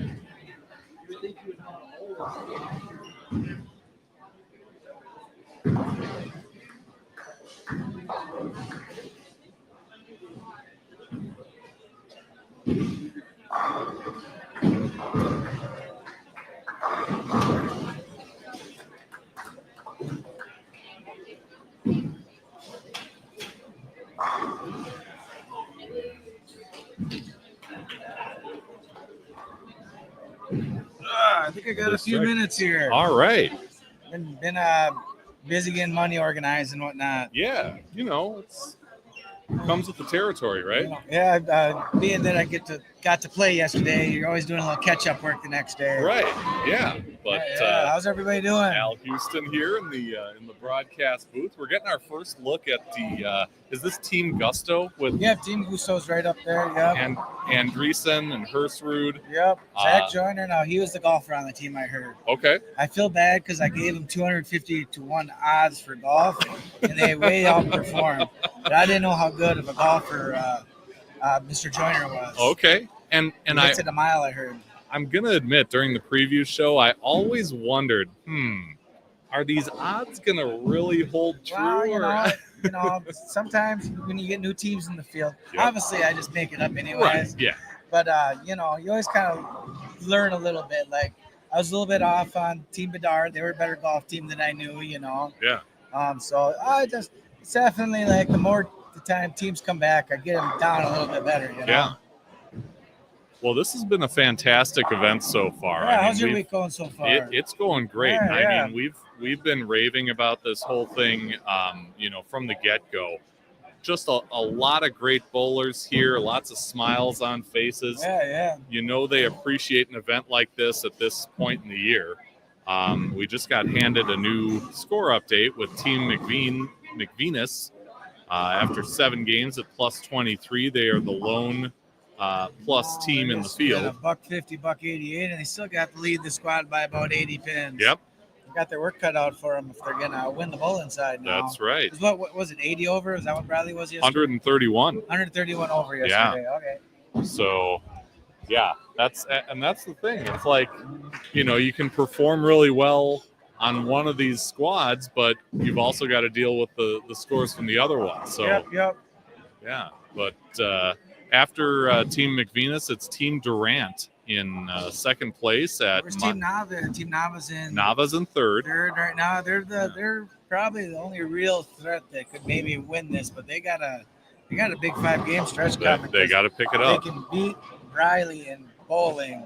They would be the winner basically. Right now, Briley's in that spot. Okay. Yep. All right. So Durant minus 57, Nava minus 75, Team Bryce minus 82, Team Vagel Team minus 89.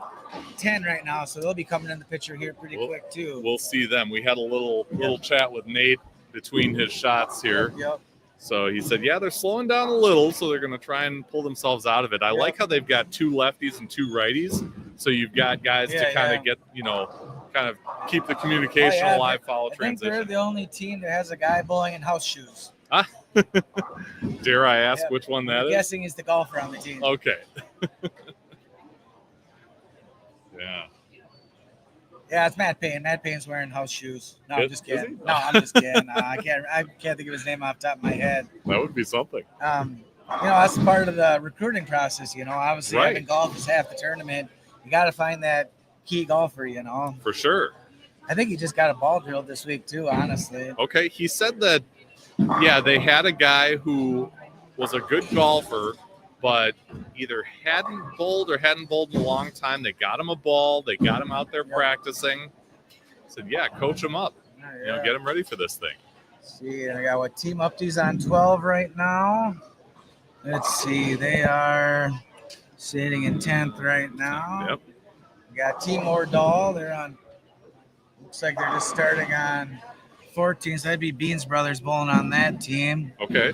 That's who we got to golf with all day. They're a good group of guys. That was a lot of fun golfing with them yesterday. Yeah. It's going to be a little easier to see it here, so I'm going to try and share the screen here so you can see that update, those updated scores. Again, this is 4-person Baker for those who are just joining. And that's kind of the one thing I keep coming back to.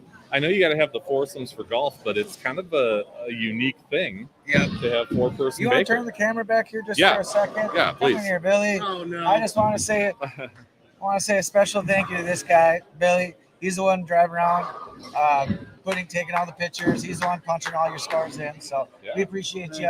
He's also got the awareness to to watch out for the cameras. Yeah. I don't have that. It's usually the taller people who don't have that awareness. So. Anyways, big board, right? So you want to take yesterday's bowling scores? Thanks for your help, man. And then Their total score? just their total score. Don't worry about the points yet. Overall 12. Yep. Overall 12. Yep. We're working on getting the big board ready. So Billy's the one that kind of keeps it together for me. So he's doing a fantastic job. So I'm glad. He's one of my supervisors here, but he actually was on my high school bowling team when I coached high school bowling. Okay. So he got down with college in Duluth and moved down here and was looking for a job, and I was like, I got something for you. There you go. He's kind of the do everything guy. So I'm lucky to have him. Swiss Army knife. Yeah. As long as I've got you here, do you want to kind of give a little love to our sponsors for this thing? Oh yeah. Well, obviously this tournament is built around its sponsors 100%. There's $4,500 in all added to the prize fund. Basically, there's 18 holes on the course. So 18 teams, or basically 18 holes are sponsored. Each one puts $250 in the pot. So it comes up to $4,500, and then Storm donates a ball too. So it's we're pretty lucky to have them, and I think it's a win-win. I think it's a good opportunity. I mean, with you see the posts we make.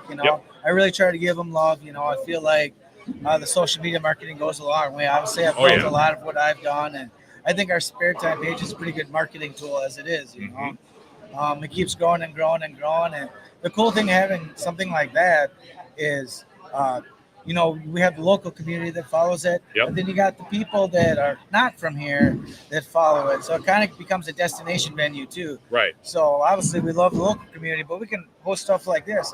We got 34 teams here.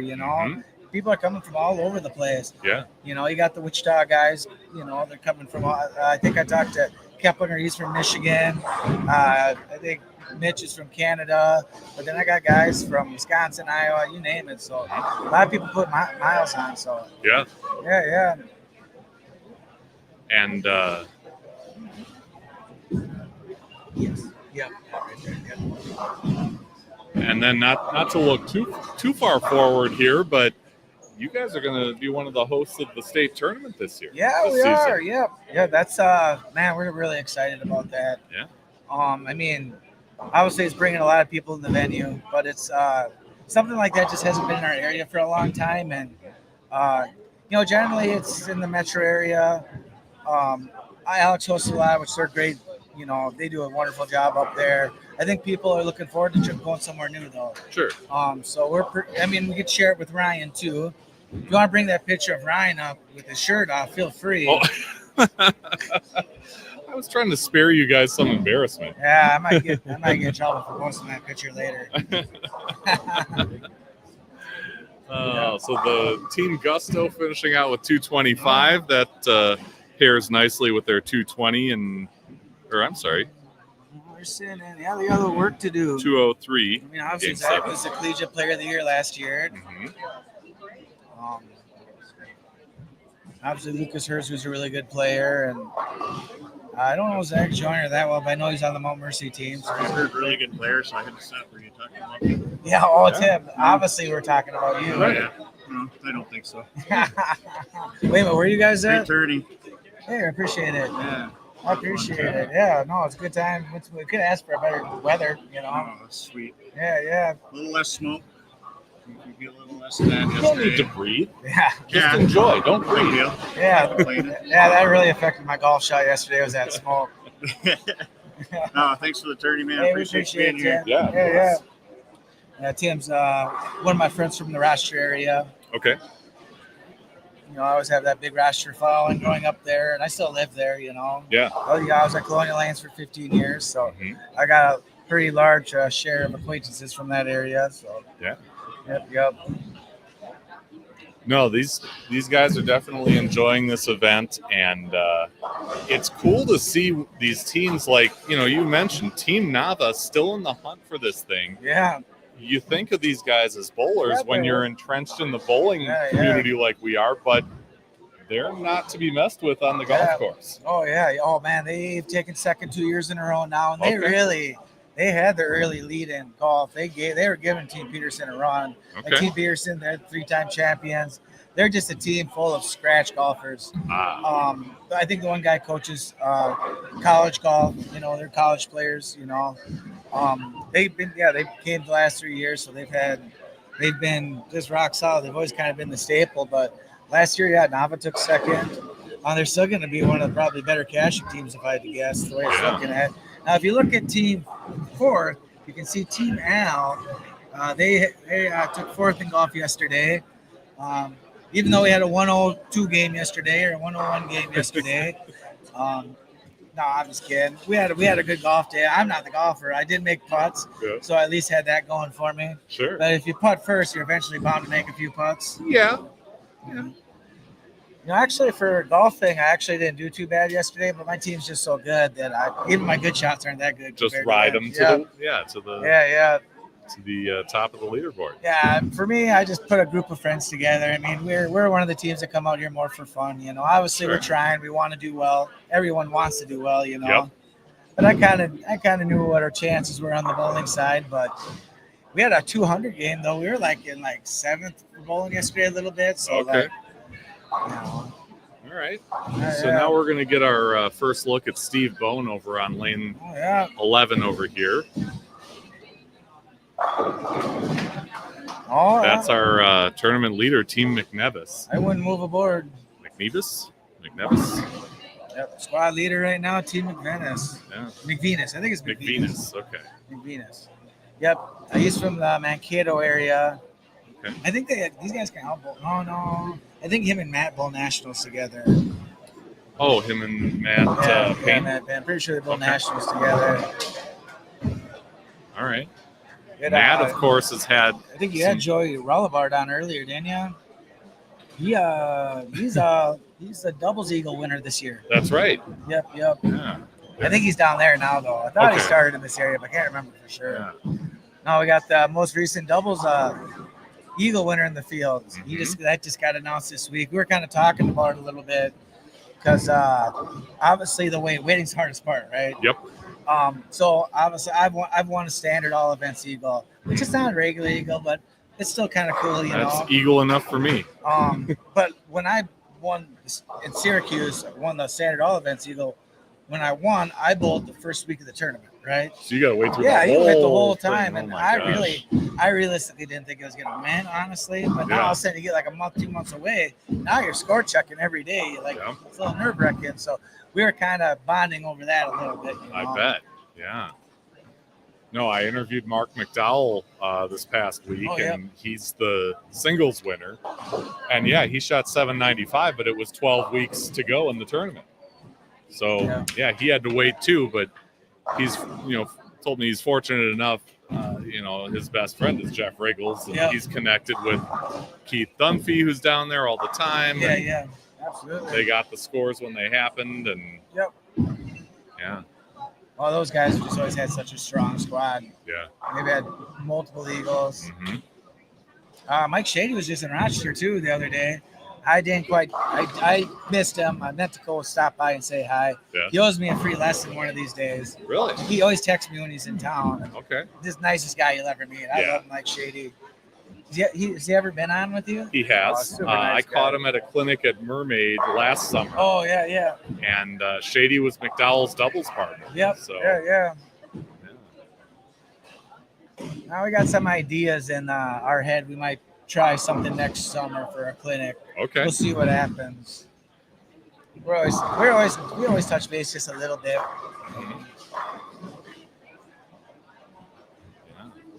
right, let's see. It's really hard to get a good run going right now, man. They're tough out there. The scoring pace is just a little tougher than I was anticipating. What did you see last night after kind of the lanes transitioned and you were in the thick early of it? hook? I was a bonehead. I just didn't move left soon enough. Okay. I don't know. I think for me, running the tournament bowling, I think I get a little anxiety trying to get ready to bowl, make sure everything's going smooth. So it always takes me a little time to calm down. Once I got in and probably 4 or 5 game 4 and 5, I kind of had a good look, but man, I just had to move like 10 boards left and just keep it tight. I mean, there's not a lot to the right, you know. Yeah. Okay. Not a lot outside, that's for sure. Yeah. And our lane beds, it's hook. They always hook. Yep, they always hook.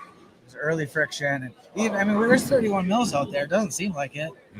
I'm one of those slow ball speed guys, so I already have a hard time getting it down the lane.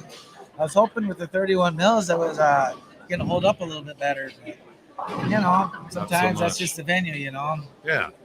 Well, like I said yesterday, I mean, you know, you can blame Zach. He's here. Yep. Well, I blame Zach for a lot of things. Yeah. I don't really want to put this one on him, you know. I do. I will. I'm just kidding. I'm just kidding. Yeah. So Team McVenis, other than that open in the third, having an okay time of it on lane 11. You got Matt Payne up right now. You'll see him come into frame on the left side. He was the most recent winner, if I'm not mistaken. No, maybe that was the first one of the Champions Pro Shop Open. He's won one of them. Last year's. Yep, he won last year's. The first year was Brady Stern. Gotcha. Yep. And yeah, we got the date out November 22nd. Yeah. We got a girls division this year, girls scratch division. Basically, what's going to happen is both divisions are going to bowl at the same time, qualify at the same time, but they're going to have separate advancers rounds. I hope girls come out and bowl. There's not a lot of scratch girl opportunities out there, so right. I just think the girls deserve the opportunity. So I hope we get some, you know. It'd be nice to get even like you get 25-30. I consider that a win, you know. Sure. Yeah. No, I passed that along to my friend Amy Gonstadt back in Eau Claire. She seems ready to come out. She just wants someone to drive with her. I said, well, if Val brings me on to stream it, I can drive together. You just have to leave really early. Yeah.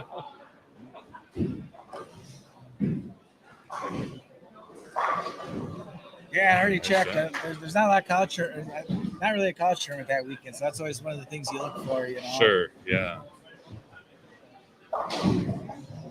And then with this one, you had the Jamboree up in Minneapolis yesterday, but Terry was saying next year they're talking about moving that to a September date, so maybe that frees this up. They just see all the fun we're having and want to come hang out. Yeah. Well, I think it's kind of hard, you know. Obviously, this day and age, there's so many youth events all the time, right? Yep. It just is. And I mean, there's always bowling events all around anyways, but you know, you think about all the time you spend at Junior Gold, right? Mm-hmm. And then next weekend's probably the biggest Minnesota event with Nevin Brady. He runs that Midwest Youth Championships. Yep. So you're kind of right in the middle of that. I mean, most of the kids like a little break, you know. Sure. Not all of them, you know. There's always the diehards. They're going to go bowl no matter what. But I just think it's hard, you know. Right. Yeah. And I think you deserve a break. I think everybody needs a break from bowling, you know. Sure. I need a break from bowling, you know. But yeah, I think that's hard for the the average competitive player to understand that. Yeah, it seems like we've got a big year, 52 weekends, but or weeks, but they go fast because there are a lot of events out there. So for you guys running events like this to be able to work together, coordinate things, is pretty valuable. Yeah. Well, Briley was trying to get me to move the date because he's getting married next week, and I don't know if you know that. But Briley's getting married next week. We've been talking about that. He's supposed to be working on his wedding this weekend.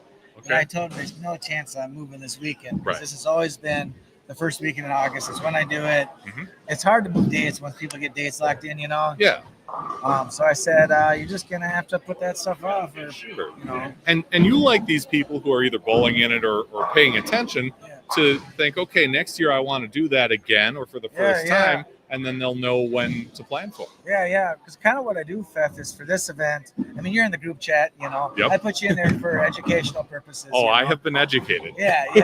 There's always in many different ways. But so usually I kind of what I do is once we get into about April, maybe a little earlier, I just reach out to team captains and I kind of give them the timeline. Usually it's like middle of May, I just want to know if you're coming back. Yep. Middle of June, I want you paid. But basically, if you played this year, you have the first option to return next year. Sure. Once you either know you're not making it or a team's not paid. Now, I always have little flexibility. Sometimes I just need to be communicated with. Hey, I'm going to be able to pay you in a couple of weeks. We're coming back. I trust you. You know. Sure. But if I know you're not coming back, then I'll open the spots up to new teams. Yeah. You know, and this is one of those events. I get a year-long wait list for this thing. You know. I was going to say that's the advantage of having a full field like this. Yeah. And, being able to, kind of have a little leverage that way. Look at this. Wild Bill's in the building. Yeah. I even brought my kiddo along. Yeah. So is this the equivalent of like almost an Eagle Watch where you're monitoring all the scores and? I mean, the prize money is pretty up there for us. Yeah. Yeah, I can't complain about $1,200 a guy. Not at all. We're just trying to get to that bet you win in the bowling part. Yeah. Sure. Yeah, it's well, they're kind of giving you a run for a little while, and then they have the 150 game 6. There's still 5 games left, so a lot can happen. But I mean, that's what we did. Last 5 games, we didn't have a game under 200. Yeah. But yeah, they were I significantly harder. I made sure I was picking on Wesley right when I saw him. I was like, "How did you guys let them pass you guys?" And he didn't have very many positive things to say. Okay. I'm not going to go into detail. That sounds about right. Well, I mean, I would be too. Will, this morning I had a nice chat with your father. Oh, you did? Yeah. He is the nicest guy in the whole world. We talked about everything from video production all the way to frozen fruit. Will's not surprised. And those two topics are it's kind of funny how it goes from that one to the other. Yeah. That sounds like my dad. Yeah. He's been a good sport because his team is no lack of fun. That's for sure. We talked about a trip you took to the police station in Mound once. Oh, yeah. Yeah? Yeah, because I hit a kid in middle school. I don't remember it. I truly don't. But he said, if we're going to do that, then we're just going to take it down to the police station. It's going to drop you off. That's fun. You learned. Yeah. I did learn. I did hit a kid after that. All right, listen to this. So this is Brent Prentice, the Cedarvale guy. I've been talked into bowling and golfing next year. Looks great. Thanks for streaming and putting on this event. Thanks, Brent. We appreciate you. Brent's one of my favorite. He runs the best venue in the state, if you ask me, you know. For sure. He's one of those guys I look up to, so we really appreciate that. I'd love to have you in the field. Yeah. He'll be I got a couple machines I got to coordinate to pick up from him early in this week yet. Okay. They're getting the new machines. Yep. It's so cool seeing them invest into the venue like they are. So. No, I'm going to take a picture of it. And now Brady's over here. Oh. Hello. Oh. Hi, Brady. Hey, give me a play-by-play here. What were you thinking when when this happened? You sunk this nice putt right there that just kept rolling and went in, and everybody's all excited. Well, we had no idea what was happening, so I just told the group I'm just going to hit it right at the hole. Yeah, that's usually a good way to do it. It worked. It worked really well. I was just telling one of the things that first said is I got to readjust your odds. Oh, yeah. 251. Isn't that crazy? Yeah. Was that rocket fuel for you? Well, to be fair, I didn't know how good of Zach Jones is a pretty good golfer. I didn't know that. Yeah, I stuck a couple to 3 feet from 80 yards. I just saw that. Yeah. There you go. All right. That's what I How's was the bowling thinking. going? Doesn't look. It's kind of. I They're tough, man. was telling my team next year I'll probably just golf and I'll skip the bowling. Well, it doesn't quite work like that. Doesn't quite work like that. Yeah. I wish it did. Yeah. Or we can golf 2 days. That'd be even better. Yeah, just the golf and golf. Yeah, just golf and golf. Golf and golf. All right. Hey, after I was done bowling, I felt the same, but I can't. The bowling's a big part of it, you know. That is true. I guess it is. And it's the only way you can get bowlers to come out this time of the year. And 136 bowlers in an event, you know, in August. Yeah. The group before you hit a big putt too, but I was like turned the other way and I didn't get it. And they're like, "You got it, didn't you?" And I'm like, "Of course not." So I was glad you saved me there. So I had something. Yeah, that was a good one. Yeah. Yeah, that was a shot of the day. Yeah. I'm locked in. I was just going to refill the Mountain Dew. Yeah, he says he's going to skip the rest of it. He's just going to hang out with us. Yeah, see, probably should.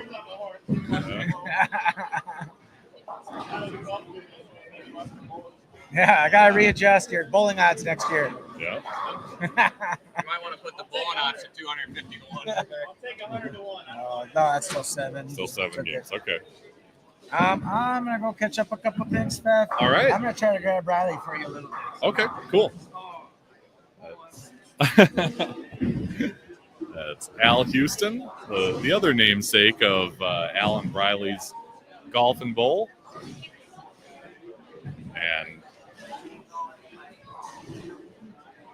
yeah, a little anxiety running the tournament and participating. I'd have that too. Had some people ask me if I'd ever participate in a tournament that I'm streaming. Nope. That just doesn't work.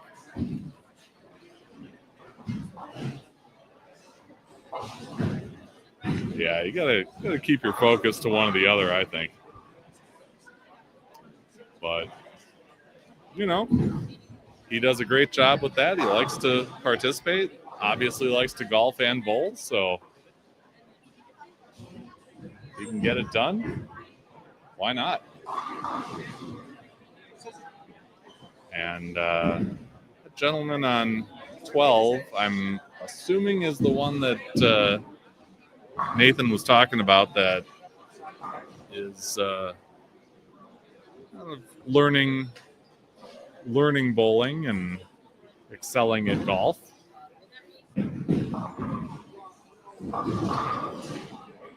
But that's great.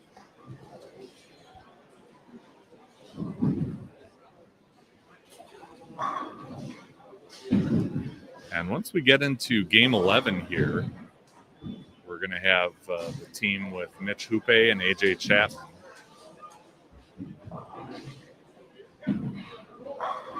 As they are on lane 10.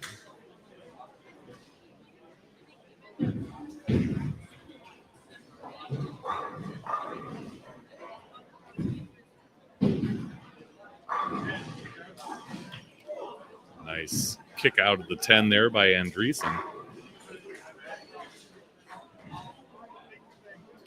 As Team Gusto trying to make a late run. Time is running out, though. Only 3 games to go. This one in games 11 and 12.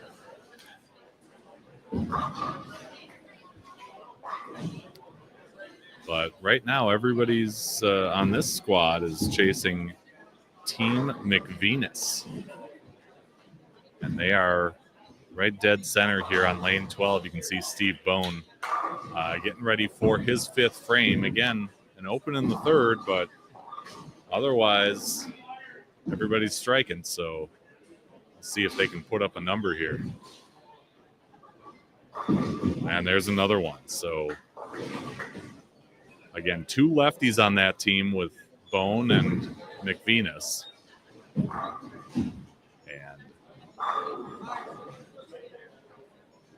the chatter between them about the changing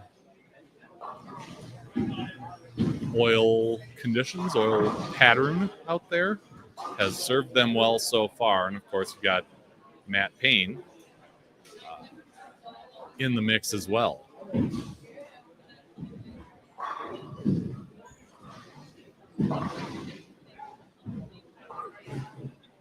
a little trouble for Payne there. One thing about him, he's not going to have trouble getting his ball through the heads, that's for sure.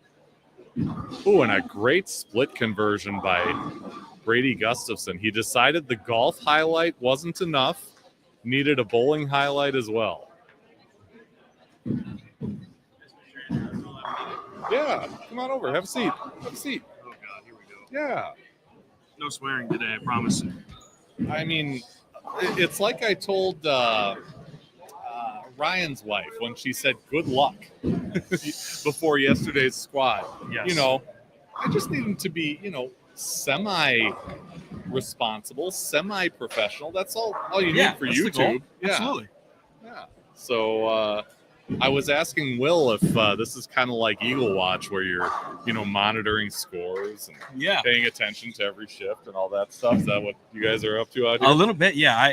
I just told somebody I was hoping I would get here at like game 10. Okay. Because I'm thinking we're going to cash. So I was hoping that we could get here game 10 and then watch 2 games, grab the cash, and go home. Yeah. That was not the case. No. I accidentally got here game 6. So I've been kind of doing the mayor act, shaking hands, kissing babies, talking to people that I haven't seen in a while. So that's fun. Okay. But monitoring scores as we go a little bit here. It doesn't look like they're any higher scoring than they were yesterday. No. By any means. No. Gusto's trying to climb their way out of a hole they've kind of dug for themselves in the early going. But, other than Team McVenis. Well, we only have one team plus. Yeah.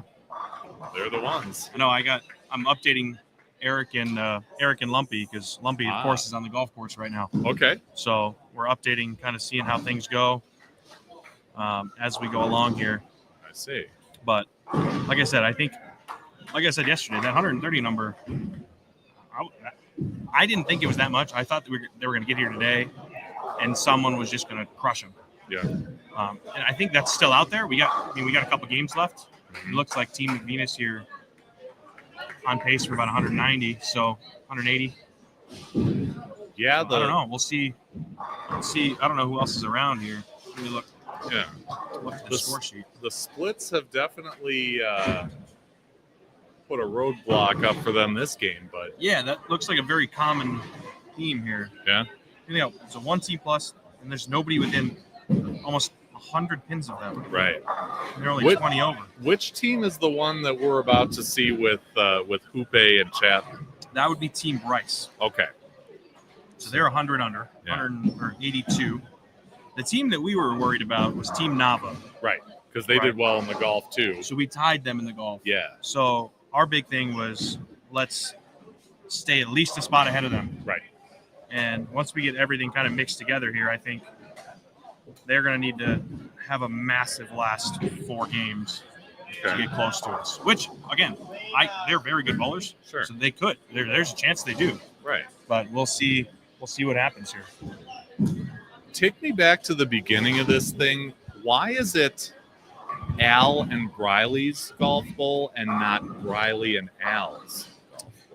Because it was Al's golfing bowl, and then Al said, Briley, I think I'm going to put your name on it. Because he told me, word for word, he said, I think it'll draw more people. I said, I think it'll push more people away, but you do whatever you want. Right. Yeah. So, yes, I'm okay with Al being first. I got no problem with that. If you guys hang on to win the championship, that would be a 3rd for you. I think 3. he's got to at least consider moving it. I would. Yep. Yeah. I don't know if Al has a golf bowl title, so I think yes, that would be a flip flop that. Yeah. But we'll see. We'll see. Yeah. He still started the thing, so maybe he comes a little ahead on that. But he's also wearing unicorn shorts today, so he has had some interesting outfits these last couple days. Yeah, last year was unicorn shorts and like a pineapple polo or something. Okay. Yeah, it wasn't even close to looking relatively matched, but that's Al. That's just who he is. But we saw your brother come through here a couple games ago, and I had commented on just how soft his hand looks at the bottom. Correct. That kind of strikes me about his game, but it looks like you two are kind of similar in the physical game, in the totality of it. Do you feel like you have a similar physical game to him? I think, obviously, we learn together. We practice a lot together. We bowled a lot together. So I think there are definitely keys in our physical games that look very familiar. And if you can notice those, then yes. But I think he got the soft hand, a lot of touch, a lot of feel, a lot of roll. I went the other direction with figure out how I can hit it and then manipulate the other direction if need be. But yes, I think in total, there are a lot of similarities in the physical aspects of our game. Yeah. The way we play the game is very different now, but yeah, very, very good bowler, very talented. For sure. Brent Prentice says, Briley, I think he meant golf lessons, not gold lessons. I got the bowling thing covered. Does the course have a damage insurance policy? No, they do not. That is paid by the players, but I'm not the guy that you're going to want to get lessons from. You can talk to Eric for that. They're Brent, but we need to get Brent in the field next year. Yeah. That's what we need to do. Yeah. He was saying he's been talked into it for next year. Ooh, we got numbers. Yeah, and here's another update. Team McVenis holding on. Nobody plus. 188, 179, 186 their last 3, and they are minus 12. And then Team Gusto jumping up into second place at minus 61. So, yeah, minus 61. Durant minus 67.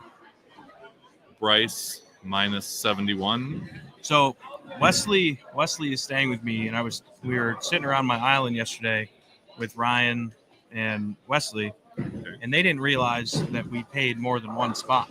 Ah, okay. And they're like, oh, well, I told them earlier in the week that we're going to pay 8 spots, but they didn't realize second got a decent amount of money too. Gotcha. And I was like, the number that they put up, and looking at what these scores are and where they put up in golf, I think they have a really good chance at finishing that number 2 spot. Sure.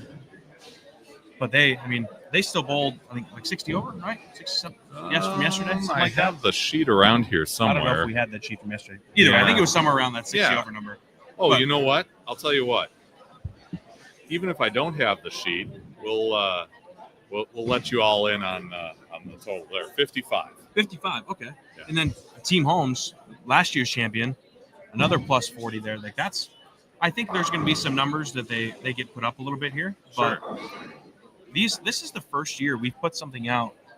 And again, I don't pick the pattern. We have a third party pick the pattern. Yeah, that's Zach. Zach got to pick the pattern, which was and clearly he chose violence. He woke up and chose violence. Someone woke up on the wrong side of the live stream and just decided that he wanted to murder all of us. But like I said, I think.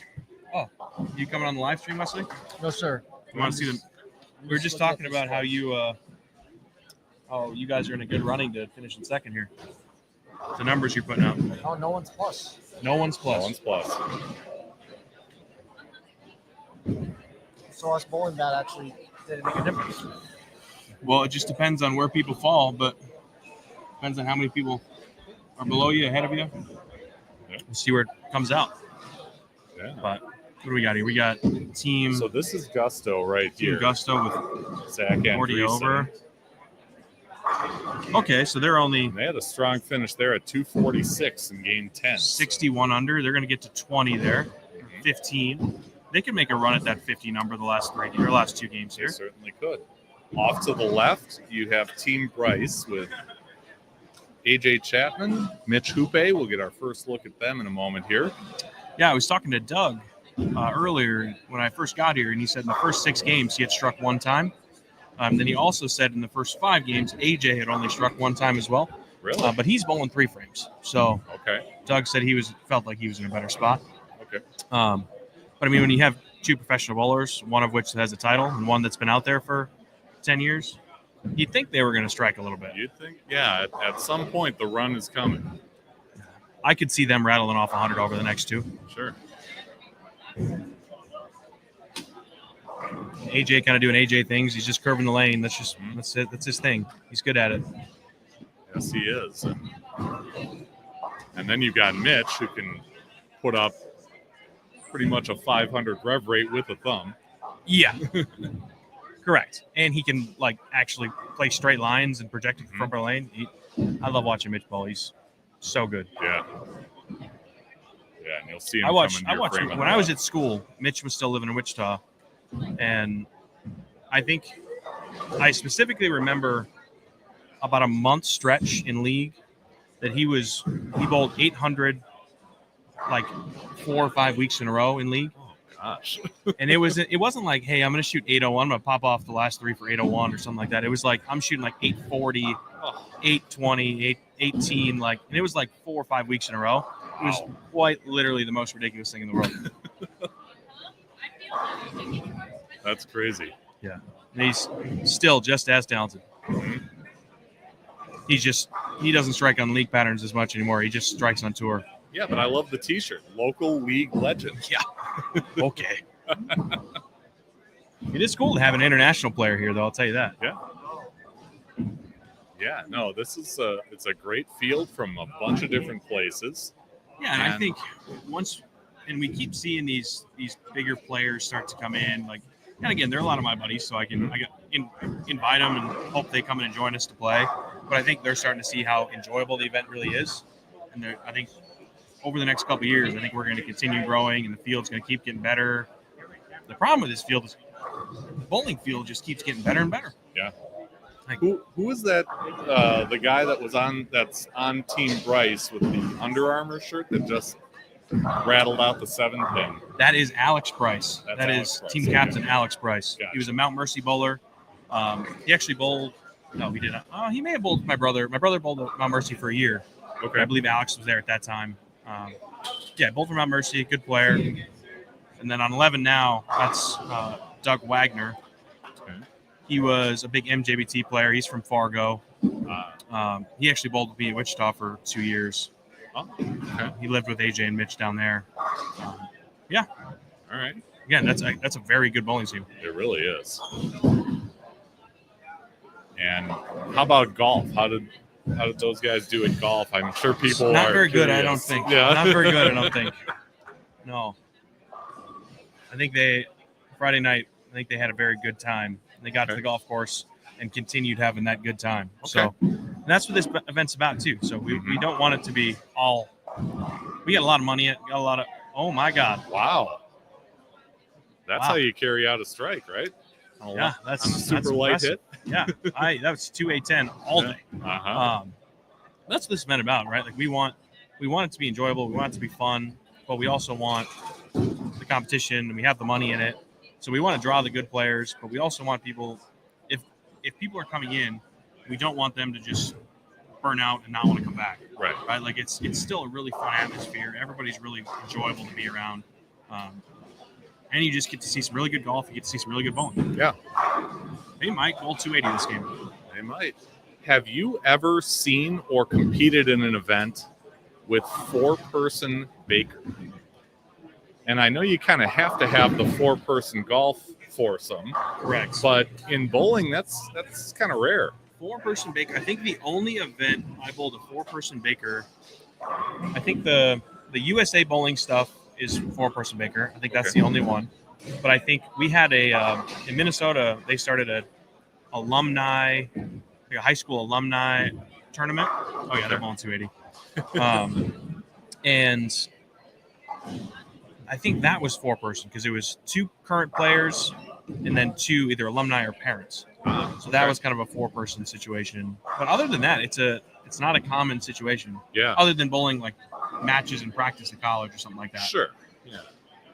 But yeah, it's not a common. 4 is not a common situation. Mm-hmm. Quick announcement: we are still got the ball raffle up here. We got that Phase AI. Right now, it looks like we got about 12 tickets in there, so the odds are pretty good at winning a ball right now. It's very good. It's very good odds. Yeah.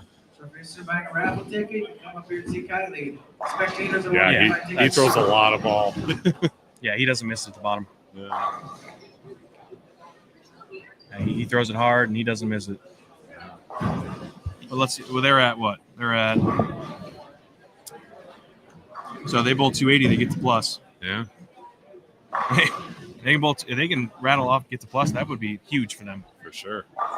Then they got one game. They give them one game to catch us. Yeah. Hell yeah, let's do it. This is the thing. Like, I want someone to get close and really push the number. Sure. Oh, that sucks. Sometimes you only get lucky once. All evens out in the end. But it was. Our team was kind of talking about it yesterday. It's nice to be able to bowl that first shift on Saturday. Mm-hmm. You can go home and relax on Sunday. But if you can bowl well enough to have a number that people got to chase, that's a good feeling. Oh, yeah. I know. Again, I didn't think that number was going to be something someone had to chase. I thought someone was going to blow it out of the water today. Mm-hmm. But with just a level of bowling talent on this squad. Yeah. But clearly they're harder today than they were yesterday. Yeah. And especially the way you guys did it. I mean, Team Low was up there the whole day. Absolutely. And you guys scratched and clawed and made it happen. Yeah, the last 6 games were just an absolute grind fest. Yeah. We got Team Gusto making a run here. Yeah. Get the rest of them for 250. Give them a chance. And I've got this game wrong. It's actually game 11 right Yep. So they just bowled 220, so that gets them to they bowled 240, so they got to like 15 under.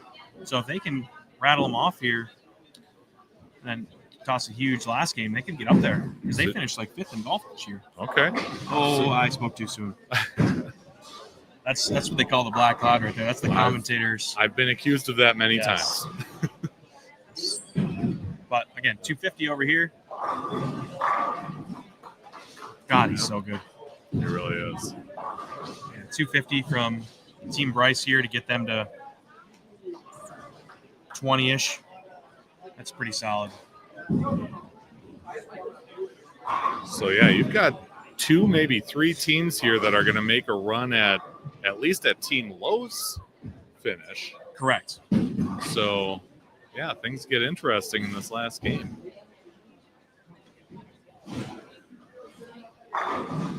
And there's a good place for Hoope to leave that ring 10. So nice game for them to get back in the mix. Yeah, I'm feeling pretty confident about the win. Yeah. Because I don't think anybody can, with game 12, I don't think there's anybody who can get to our number now that we're in game 12. Right. Because with that 258, they'll be just short of plus. Somebody would have to get to at least 30 over to have a chance. Yep. I'm feeling pretty confident. I like that. That's all right. That's what this. I'm getting married next week, so I need as much cash in my pocket as I possibly can get. I'll tell you what. Al was saying you were hoping to help with the planning this weekend, and he told you it's not going to happen. As soon as we leave here today, I'm going to make some decisions and plan for the rest of the week. So okay. I was just very happy that my fiance allowed me to bowl. Yeah. That's what matters. I did have to fight for it a little bit. I will be honest here. Okay. But I'm okay with that. Yeah. Sacrifice here and there. Plus, you go home with money, and yeah. That always helps. Correct. Yeah. Exactly. But yeah, I think actually we'll catch the Bet You Win bowling too. Okay. I don't know how big that pot is, but sure. I don't know if it's squad for squad or if it's total. Okay. I don't know where Al went. Yeah. He probably doesn't know the number either. Who knows what Al's doing? But I mean, with her as a wedding planner, right? Yep. And mom as a former DJ, yeah. The people you hire are really going to earn their money. Yes, they are. Yeah. We had an interview with our DJ last week. They asked at the end of the call, or we were just like consultation, whatever. At the end of the call, they're like, "Oh, is there anything else you need to know?" And I said, "Yep, just don't give the mic to my mom." And he started laughing, and I was like, "No, I'm serious, dude. Like, you just keep it away from her. We don't need any 45-minute speeches or telling stories. We don't need any of that." I think she'd keep it to just 35. No, it would be all right. Special occasion. It would be all right, but it's going to be a great day. I'm super excited for it. Yeah. It's been a long time coming, so it'll be awesome. Well, congratulations to both of you. I appreciate that. I was telling your mom, I remember, mine is going to be 18 years old at the end of this month. So wow. It's been a while, but wow. Yeah, it goes by lightning quick, and you'll never forget it. That's for sure. We had this conversation this week where we felt like we got to the 10-day mark, and we're like, man, I feel like we were just talking about how we just passed the 100-day mark, and it's like that happens crazy. Too. It's crazy how fast time flies. Yeah. Yeah, and I was just before I came over here, I was talking to Katie Bryce, who formerly Katie Maher, a very good player in her own right, but I've known her for a long time, bowling GISBTs back in the day and whatnot. And first thing she said to me, she goes, "I can't believe you're old enough to get married now." I was like, "Katie, you have 2 children. Like, what are we talking about?" Yeah. She's like, "Yeah, I'm 32 now." I'm like, "It's crazy. We're all getting old." Mm-hmm. All the guys from the junior days. But we get to keep doing stuff like this and get to see everybody, and yeah, it's a great time. Right. Whether you knock them dead like you guys did, or maybe struggle a little bit. Yeah, exactly. You see people from other areas. You maybe meet some new people. It's all good fun. Hey, and there's Team McVenus's first strike of the game. Unfortunately, it came 10 frames and a fill ball in. CBA President Matt Payne. Okay. Matthew, would you like to say a few words? Would you like to say a few words about your first strike of the game? Oh, second. Sorry. Oh. In the fill ball. Yeah. In the fill ball. Bookends. Matt Payne not playing 8 today. Slow wheels in play today? Oh, yeah. We watch Matt. It's slow hooks always there for him. Yeah, I said earlier he traditionally does not have any problem getting it through the heads. No. That is a guy that absolutely crowbars this bowling center. Every time he bowls here, he strikes so much. And it's just like you said, he knows how to get the ball through the front part of the lane, and that's what you got to do here. Yeah.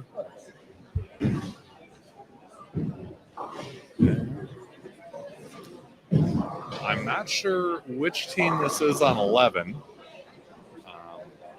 That is Team Durant. Team Durant. Okay. So really we've got 3 of the top 4 right here, and Gusto is 1 lane over. So you can but Lucas Herzer just split. So Lucas has been. We talked yesterday about how we've been doing some chirping. Mm-hmm. We played golf with them yesterday. I tell you what, Lucas, I chirp a lot. Lucas loves to chirp. The problem is he can't back any of it up. None of it. None of it. Oh man. And then I think back to the old days of MJBT and bowling against his dad. Oh yeah. He struck me as kind of quiet, but he still is quiet. But man, he let the pins talk. That's for sure. Oh yeah. Get a couple words out of him. That's like pulling teeth. All right, here comes Team Bryce is making a run at that super side pot here. The last game 12. And explain that. What's the super side pot? Super side pot. Everybody gets entered into it. All the money goes into one high game pot for the 12th game. Oh, that's sponsored by ABC Seamless. They add an extra $150 into that pot for us. Cool. So it's pretty great. They're very good to us, and they wanted something. They wanted to be a whole sponsor, but they wanted us to. They wanted to be part of it a little bit more. Okay. So that's what we did. We came up with an idea to put that money in a certain spot, and it just makes it something that everybody can attain for a couple extra dollars. Sure. Right? $10 a guy, whatever it is. That way, even if you're down in the standings, that last game. Yeah, that last game means something, right? It keeps you fighting, trying to figure out how to get to that last game. Yeah. And I'm going to assume, knowing the talent level on that team, that they're going to be in that pot. Okay. So, wish I knew what the bet you win bowling was at. Hey Al, what's the bet you win bowling at? 1,200? That's total. Only 12 teams, really? $1,200 for the bet you win bowling. Not bad. Not bad at all. Yeah. I don't mind that.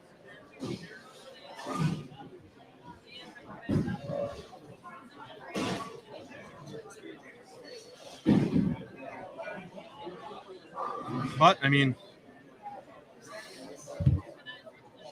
$400 a guy, that's still pretty good. I'd say. Yeah, I was completely expecting. I mean, with this, because this field is more bowlers, I assumed that more people would get into bet you win bowling. Right. But I do understand. Again, I understand it's no different than golf. Like Team Peterson is so good at golf. A lot of people stay away from the bet you win golf. Sure. We have some teams that have, like Team Bryce here or Team Lowe yesterday, that you got some professional players on it that I don't want to say scare you away from that situation, but people will shy away from it when they see those names like that. So, sure. But because they know it's not bet you top 5, it's bet you win. And yeah, exactly. maybe as we progress in this, we maybe have to relook at it where it's a bet you win and pay out 2 spots, like a bet you top 2 or whatever you want to call it. Sure. But then it's like a 75-25 type of thing where it gives more people kind of that chance. Maybe you get a couple extra people that say, hey, you know what, I want to jump in that. Yeah. Yeah, Team Bryce has another nice start here through 6.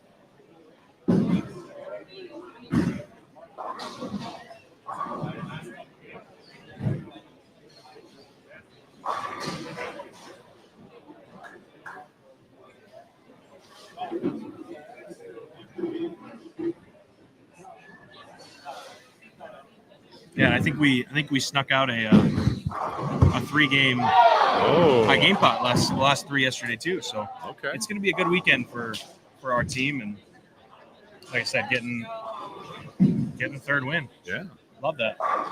People always tell me like you're the worst bowler on your team. I'm like, well, it just happens. I wouldn't go that far. It just happens that I sometimes bowl and I sometimes golf, and I have friends that are very good at both of them. Yeah, they happen to be the tournament team that I bowl with. There you go. Yeah, it works out well. So, now I was telling Wesley on the way here, like our bowling team or our golf and bowl team takes it actually very seriously, and like we have a group chat. We're talking about the golf and bowl all year round. Always talking about grinding on the range, sending pictures of grinding on the range, practicing and bowling through the year. Like this is the event we look forward to, and that's pretty great. So we love it. Yeah.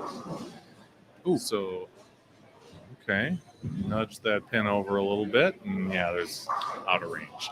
279. Yeah, and these have not been questionable strikes either. No, they're not questionable. These have been 10 to the pit every time. You know, it's been a very long time since I've seen AJ right of 15. Okay. And I'm saying all the time. Oh God. He likes to curve them. Yeah. He likes to curve them. Yeah. So. Well, I appreciate you coming out too. This is pretty awesome. Did you get? Yeah. I saw you out there filming a little bit on 18. Did you get a couple good shots? I did. I keep replaying. Gosh, what's his name? Brady Gustafson's. His putt here. That's kind of the. Oh lone, yes, that was a good one. That was a good one. Yeah. I asked him about that a little earlier. He said, yeah, that was like the shot of my day. It was. Yeah, they were scrambling on the hole. They needed to make that putt too. Like they made par on a couple holes. Yeah. And they were pushing. So there was a big putt in the group before, and they hit it, and they're like, did you get it? And I'm like, no, I was turned over there. So I'm glad Brady got that one to give me something to work with here.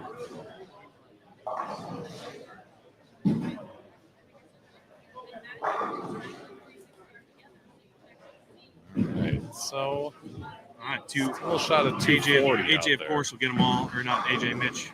God, this commentator thing, you just screw people over. I'm never doing this again. It's hard. Got to pick your spots. Yeah, clearly. I'm picking the best bowler in the field here to try to. Right. It's like clearly he's going to get the rest of them, right? Mm-hmm. So. And I'm thinking Team Low they're going to sneak out a second or third place finish here. Mm-hmm. That's good. That'll keep my buddies coming back. They can pay for part of Wesley's trip to be here for the week. Yep. We got ZVL Bowling over here live streaming a little bit today too. Yep. Was he live streaming it all yesterday? We kind of combined forces. So he had his camera out there, and we were kind of chatting with both sets of commenters. That's so awesome. That was kind of neat. Good. Yeah. No, he's doing a lot of good stuff right now, and people are really enjoying it, and it's really great because for me, he works for me in the shop, so it brings more people in. They're asking questions, and they want to work with them. And it's great for me because that means that's one customer you can work with, and I can work with a different one. So it's awesome. And for me, that was great because his guys were asking about bowling balls, and that's not really my forte. So, hey, Zach, what do you think of that? Exactly. There you go.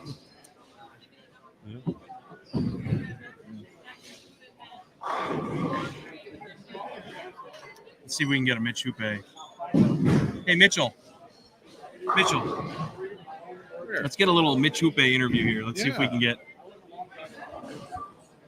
As the others are finishing up, we can. Sports I've ever seen. You want to jump in and answer some questions from Mr. Pfeffer here? Sure. See how Where you're gonna go right here. Yeah, we've got. You can, yeah. You can just move one down and just jump in. Yeah. Question of all, or Mitch Hupe. Look at this. Hello, hey, what's up, everybody? I've even got your name in the preloaded. Nice. Look at that. Yeah. So, what'd you think? Oh, they were tough, man. The Spice play is pretty tricky, actually. Okay. Especially the 4 lanes. I don't know if you have cameras on those 4 lanes, but the 4 lanes in the lower bay are pretty tricky for sure. Yeah, those hook a lot. Yeah. Yeah, like down there, just felt like there was no hold. The racks get a little weird down there too. And yeah, I pocket 4-5 No, you on a shot didn't. I thought was ace. And Zach had mentioned that there was a lot of yeah, It's gonna be close, there's a lot of difference between the 4 on the end and this main base. So what did you guys do? You know, obviously, is this something that you heard about and were able to kind of make that proactive move on 5, or did you have to kind of suffer a little bit? No, we didn't expect that. Yeah. We kept thinking it was us, really. That was just, we were maybe in the wrong ball or something like that. Okay. But it wasn't until we started watching the other teams on those pairs, too, that's like, okay, there's like, this bay is tough. And then we got to this side and was like, oh, this is how it should be playing. Yep. And we obviously got all our score on this side. Sure. You had the nice run at the end there. Yeah. What changed for you that got you Honestly, in the right I just direction? think, we finally got into some right equipment, I think, with some cleaner pieces. Like Doug and I were throwing Ion Pros. AJ was in one reverb. So just like little tumblier but cleaner covers. And I just think this side played a lot more blended. It just made more sense, I feel like, on this side. Yeah. Count me among those who never got to see you swing a golf club. How did that go? Lucky, then. Yeah. Consider yourself lucky, let me tell you. You own some golf clubs now. I do, yeah. Okay. Yeah. My set might be worth less than $200 total, including the bag, but and the balls in it. Yeah, I did play with only 2 balls though, but it is that's a huge win. That's huge. I think I played with more than that. Yeah, I just started golfing last year, Okay. so for anybody who's never tried golf, it's tougher than it looks. I tell everybody I averaged 2-0 in both. Okay, yeah. No, I definitely counted on my team for that portion. Yeah. We did okay. Like I think we had 4 under, which is like in the middle of the pack. Okay. Took a few of my shots, believe it or not. Yeah. One drive. Really? Yeah, yeah. There you go. Okay. The one hole we bogeyed actually was the one drive we took. I don't know if I would tell people that. I mean, I'm happy we took the shot. You did take the shot. I took one of my shots. That's more than I thought we'd take maybe some of my putts, maybe an approach. Yeah, hit a couple putts. I took Yeah, my absolutely. drive. Yeah. Drive of all things. So Briley's on his way now to winning 3 of these. Yeah. 3 different teams? So the first team was very different. The second team was me, Will, and Eric, Matt Gasson. So this will be me, Will, and Eric with Lumpy. This will be the first time. We took second last year, but this will be the first time with Lumpy. Yeah, it's just a stacked team. Like it's hard to find 4 that's the solid. thing. Like it's like obviously it's a hard pattern too. You need some pretty, adequate bowlers. Sure.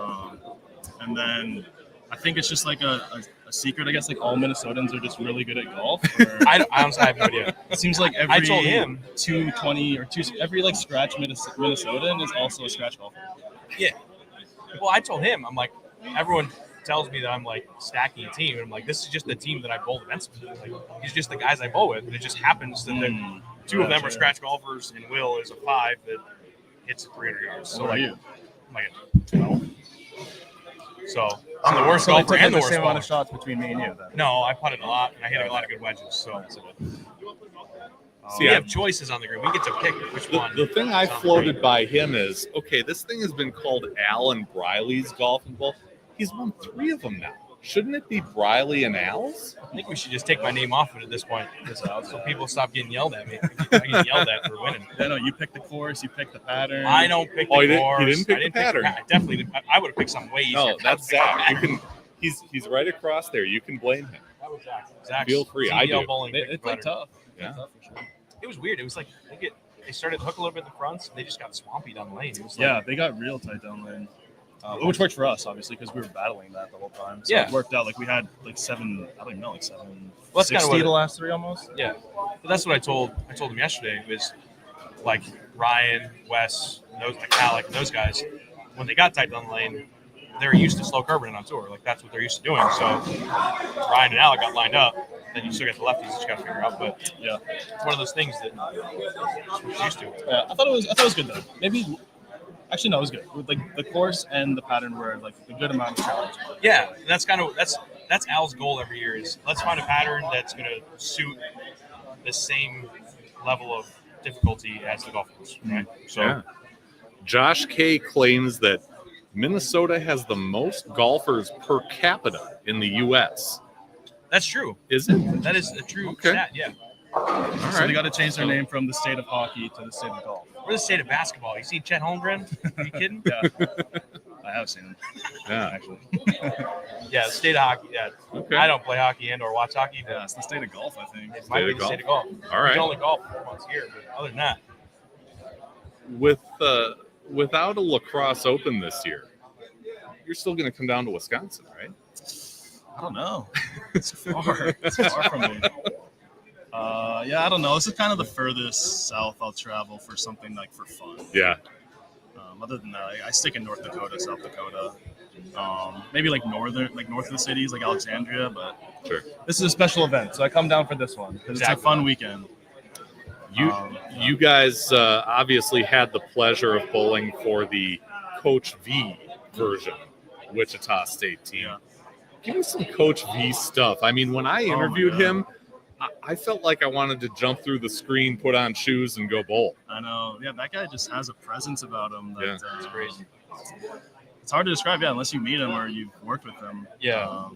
It's tough. He just embodies what a coach really is. You know, it's more than just somebody who helps you on the lanes, right? Yeah. That definitely describes him. Yeah. And on social, when you guys are doing well on tour, he's He always loves sharing. it. Yeah. Coach V loves Facebook. I know. Always put a yellow heart on. Always. Black and yellow hearts Yeah. are always there. Yeah. I tell people I'm one of the luckiest shocker bowlers ever because I had 2 years of Coach V and I had 2 years of Rick Steelsman. So okay. I got to see both eras at the end and the beginning, and shocker bowling is in a fantastic place with Rick Steelsman. I'll tell you what. Yeah. For sure. Yeah. The only thing I missed was the mustache era of Coach V. Oh. I didn't get that. Once I got there, he shaved that thing. Okay. And I had Brent Bowers on early in my run, and he had a tiny picture of him in the corner that I didn't even notice until he, mentioned it. But I think he had a mustache in that picture. Yeah, he was notorious for having like that. I don't know, like 90s stash, right? That was him, and then he just showed up one day and was gone. Okay. Acted like nothing happened. Yeah. Just on normal day. Yeah. I gotta ask, what does it take to be a local league legend? Oh well, I'm the high average at my local center in Winnipeg, so I wear it proudly. Yeah. If it's That's what fact, it takes, you got to let people know. Exactly. Yeah. Looking forward to tour. I don't know. I mean, yeah, of course, but I guess I'm curious just to see what it looks like, what it's going to shape up like. Unfortunately, we're kind of kept in the dark a little bit until something is actually made public for everybody, not just us. So, yeah, I don't know. It's interesting what's going to be under this new network. We have to see what the prize funds look like. I don't know. It's hard to say. Based off last year, though, yeah, for sure. I would say I'm excited. For sure. Yeah. And I think we're all kind of wondering about what CW bowling is going to look like, what the World Series looks like on CBS Sports Network. Yeah, Fox was so good to us. They really came in at a crucial time and invested in us, gave us a tour worth following, and we just have to hope that continues. Yeah. For sure. 5-5. So where do you go from here? I mean, the summer's almost over, and time to continue legending in the league. Exactly. I definitely got to put some more time in on the lanes now that winter's come, bowling season's coming back, right? Yeah. Are you one of those guys who can take most of the summer off No. and be just fine, No, or do you have absolutely to? I have to bowl at least once a week, otherwise I get all out of whack. Yep. It's a week in the summer. There's nothing to do in Canada. I know. No, some guys can just, dude. I forget what fingers go in the ball if I take longer than that. I get all out of whack. Some guys can just pick it up though, 2-3 weeks haven't thrown a ball and just bowl a regional. I didn't throw a ball for 3 months before I came and bowled this thing. I picked a ball. I had drilled bowling balls. No, I'm not a good bowler anymore. I'm just a hack now. But I drilled bowling balls after USBCs when the new ones came out. Drilled them, put holes in them. Didn't touch them for 3 months. Had to re-drill the thumb holes because the thumbs had swelled up so much. It's I couldn't even get ITs in them. I was none of my grips fit. They got hot enough in here they fit eventually, but I couldn't get it off my hand for about 6 games. But the last 6 games were pretty good. That was me on the golf course. Perfect. Except for it was the first 16 holes. Oh. And the last 2 felt pretty good. Is Fairbault Country Club? I mean, is it a tough course? Is it? I don't golf well, so I don't know. The greens are tricky. Yeah. It's a very straightforward course. You know where the green is. There's a lot of trees on both sides. If you hit it off the fairway, you're in trees. But the greens are tricky. They're elevated. They're not a lot of slope to them, but they're turtleback greens, like if you hit it closer to the edge, Oh. like it's falling off. So that makes it tricky. But yeah, once you play there a couple times, you can figure it out. I would say it's a harder course than when we played at the Legacy 2 years ago, which is across town. Okay. That we also played in the monsoon that year. So yeah, That's tough. that was crazy. And then some guys bowled after that. We all bowled after. That was only 18 teams. Every one of us Oh. bowled. We didn't start bowling until like 6:30. It's horrible. Yeah, that sounds rough. I didn't know it was like half the size at one point. Yeah. How come? I do have a question. How come you don't do 18 big games? Because you have 18 lanes, you golf 18 holes. Just feel like, You know what, Mitch? That is a great question. how has nobody brought that up? I'm not sure. It's This always is- That been makes slow. sense, right? Like we It- golf it makes 18 sense, holes, we yeah. got 18 lanes. 18 holes, 18 you that stick with the makes foursome, so much right? Yeah, exactly. Yeah. I think it's timing Oh yeah. because it takes relatively like this is what like four, It took like four and a half. No, it took like 3 and a half. Started at 9 o'clock. Yeah, 3.5. Okay, well, yeah, hey, maybe we But can. we had add- done about 20 minutes ago, so yeah, about 3 hours, 3.5 hours. No one has ever brought that up to us. Look at this. We're breaking new ground here. So are we saying it's going to be Al and Briley's and Mitch's golf and bowl coming up here? We might have to think about that. Put 18 put holes, your name 18 at the top bakers. if you're Yeah, coming up It'll with be- the good Mitch- ideas. Mitch, Al, and I mean, Briley. it's 18 lanes. Like, it just makes sense. It actually does because I mean, Everybody hits every lane once. You got to count on all of them working. Think about it. that's true. We did have a little breakdown. Okay. If the husband and the wife don't get along, that's 11 and 12. That could be a problem. Yeah. All right, we got a score update. All right, Here. I'm gonna jump off. Okay. I appreciate it. You let me Can, know. can you hang with me for a little bit? Is this? Oh, is this what? No, I don't know. I think it's yesterday. That is yesterday. Yep. I think Briley left that here just to rub it in. Make me feel good about myself. But okay. So Team Bryce, that's you guys. That's us. Yeah, that's what I was saying. Like, look at the last 24.97. So plus 97 to go 278, 258, 232 in the last three. Yeah. Wow. That's what I'm saying. Like, we just came to this other side of the house, and it just felt a lot more blended. It just made more sense. Yeah. Here, Josh K32 says he's a member of Team Peterson. Fairbault is tight, but not overly difficult. I actually think Legacy is a tad more difficult than the Country Club, at least around the greens. So there you go. Someone who can compare the two. Hi, AJ. Hello. We were just talking about how. He's handing you a score sheet. Yeah, how you guys won the squad. Team Bryce. Yeah. Second overall. Second overall because Team Low was, 55. That must feel all right. Considering we bowled, 760 the last three to do it? Yeah. Yeah? Yeah, we were dead in the water. 230, yeah, we were literally dead in the water. What's like the golf equivalent? Like, we went eagle, birdie, birdie or something? So, like. That's probably like eagle, birdie. Yeah. Like, yeah.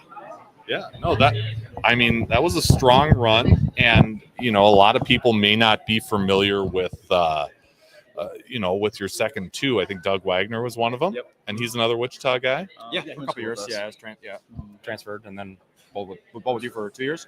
Yeah. Yep. But no, he moved back to Fargo. So I see him a good amount, but he doesn't bowl professionally or anything like that. He's just a league bowler. He's on my national team, like something like that. Yeah, it's kind of funny because Alex is the other way. Alex is on my national team, and his buddy, he just kind of bowls league, and he's probably a better golfer than he is bowl. About the same, I bet. But he's golfed for a long time, and Alex and I have been friends since high school, so it worked out pretty good. Yeah, and Doug was our anchor in golf for sure. He's like a 6 or 7. Yeah, he's good. He played really well yesterday too. Solo birdie the first hole, so it was we were feeling confident. It was nice. Did you guys elect to take this shift and not the Saturday shift? Absolutely. Yeah. We don't know why everybody wants to bowl Saturday for some reason. We think they're crazy. Why would you want to take 6 hours to golf? And most teams are drinking. Why would you want to go? We nap for a couple hours. You could tell me that in the middle of a nap that I'm supposed to be bowling my best. I'm gonna go get some sleep and then bowl today instead. Yeah. Plus, we're morning bowlers, right? That's what we do for a living. We bowl in the morning, so just. And this is that. I mean, it's a tournament. Obviously, we want to make money, but this is like a fun weekend trip for us too. That we don't always get together. So, we went to the block party in Owatonna last night. It was fun. We had a good time. So, we were like, we would rather stay and hang out Saturday night and go do something, and then we get up on Sunday and bowl when we're supposed to. Yeah. I was asking Mitch, in the summer, are you a guy who can take time off and come back just fine? He said, no way. I got to bowl consistently. Do you? 100% of my life until this year or until last year. Yeah, I was like that too. And I probably didn't bowl. This is my second tournament in 3 months, I bet. Yeah. Today was the first competitive bowling I've done in a while, and it felt good. Had a good time today. But no, I just needed a little break. Yeah.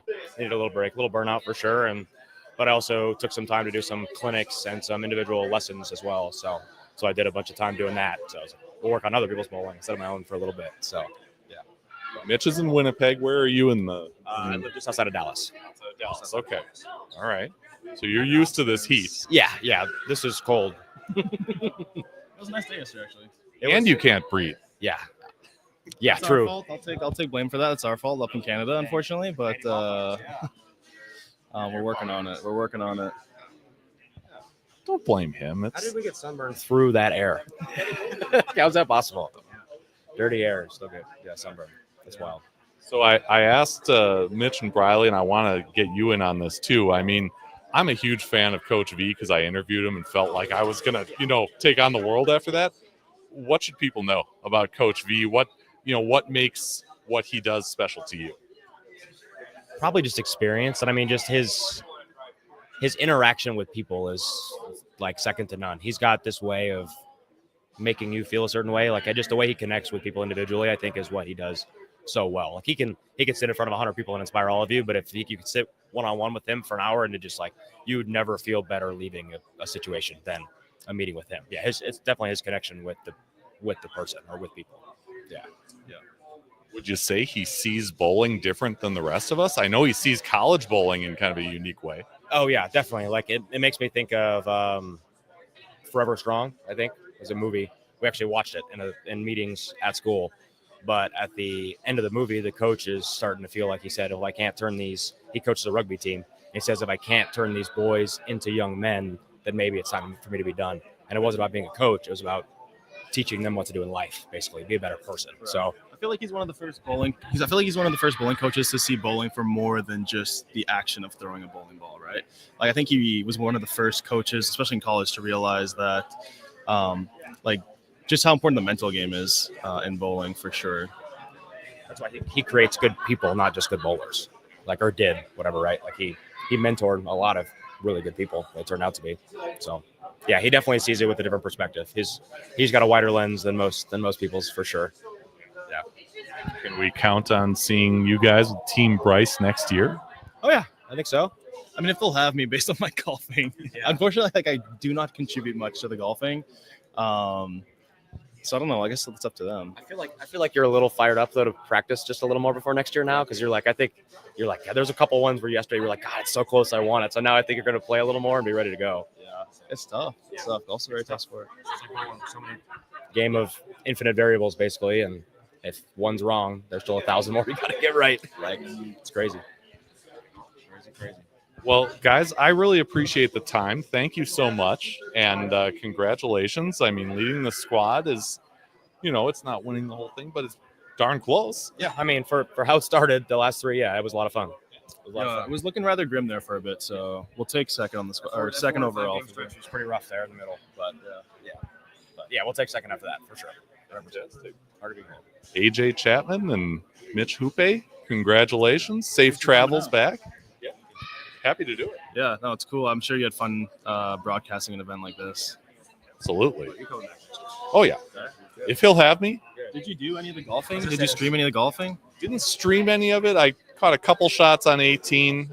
Brady Gustafson had a nice putt to finish things out, but that's about it. He was asking me about live streaming golf. I'm like, it'd be hard to do because you got to be so mobile and cameras. You need a crew. Or you just sit and camp at one hole, maybe.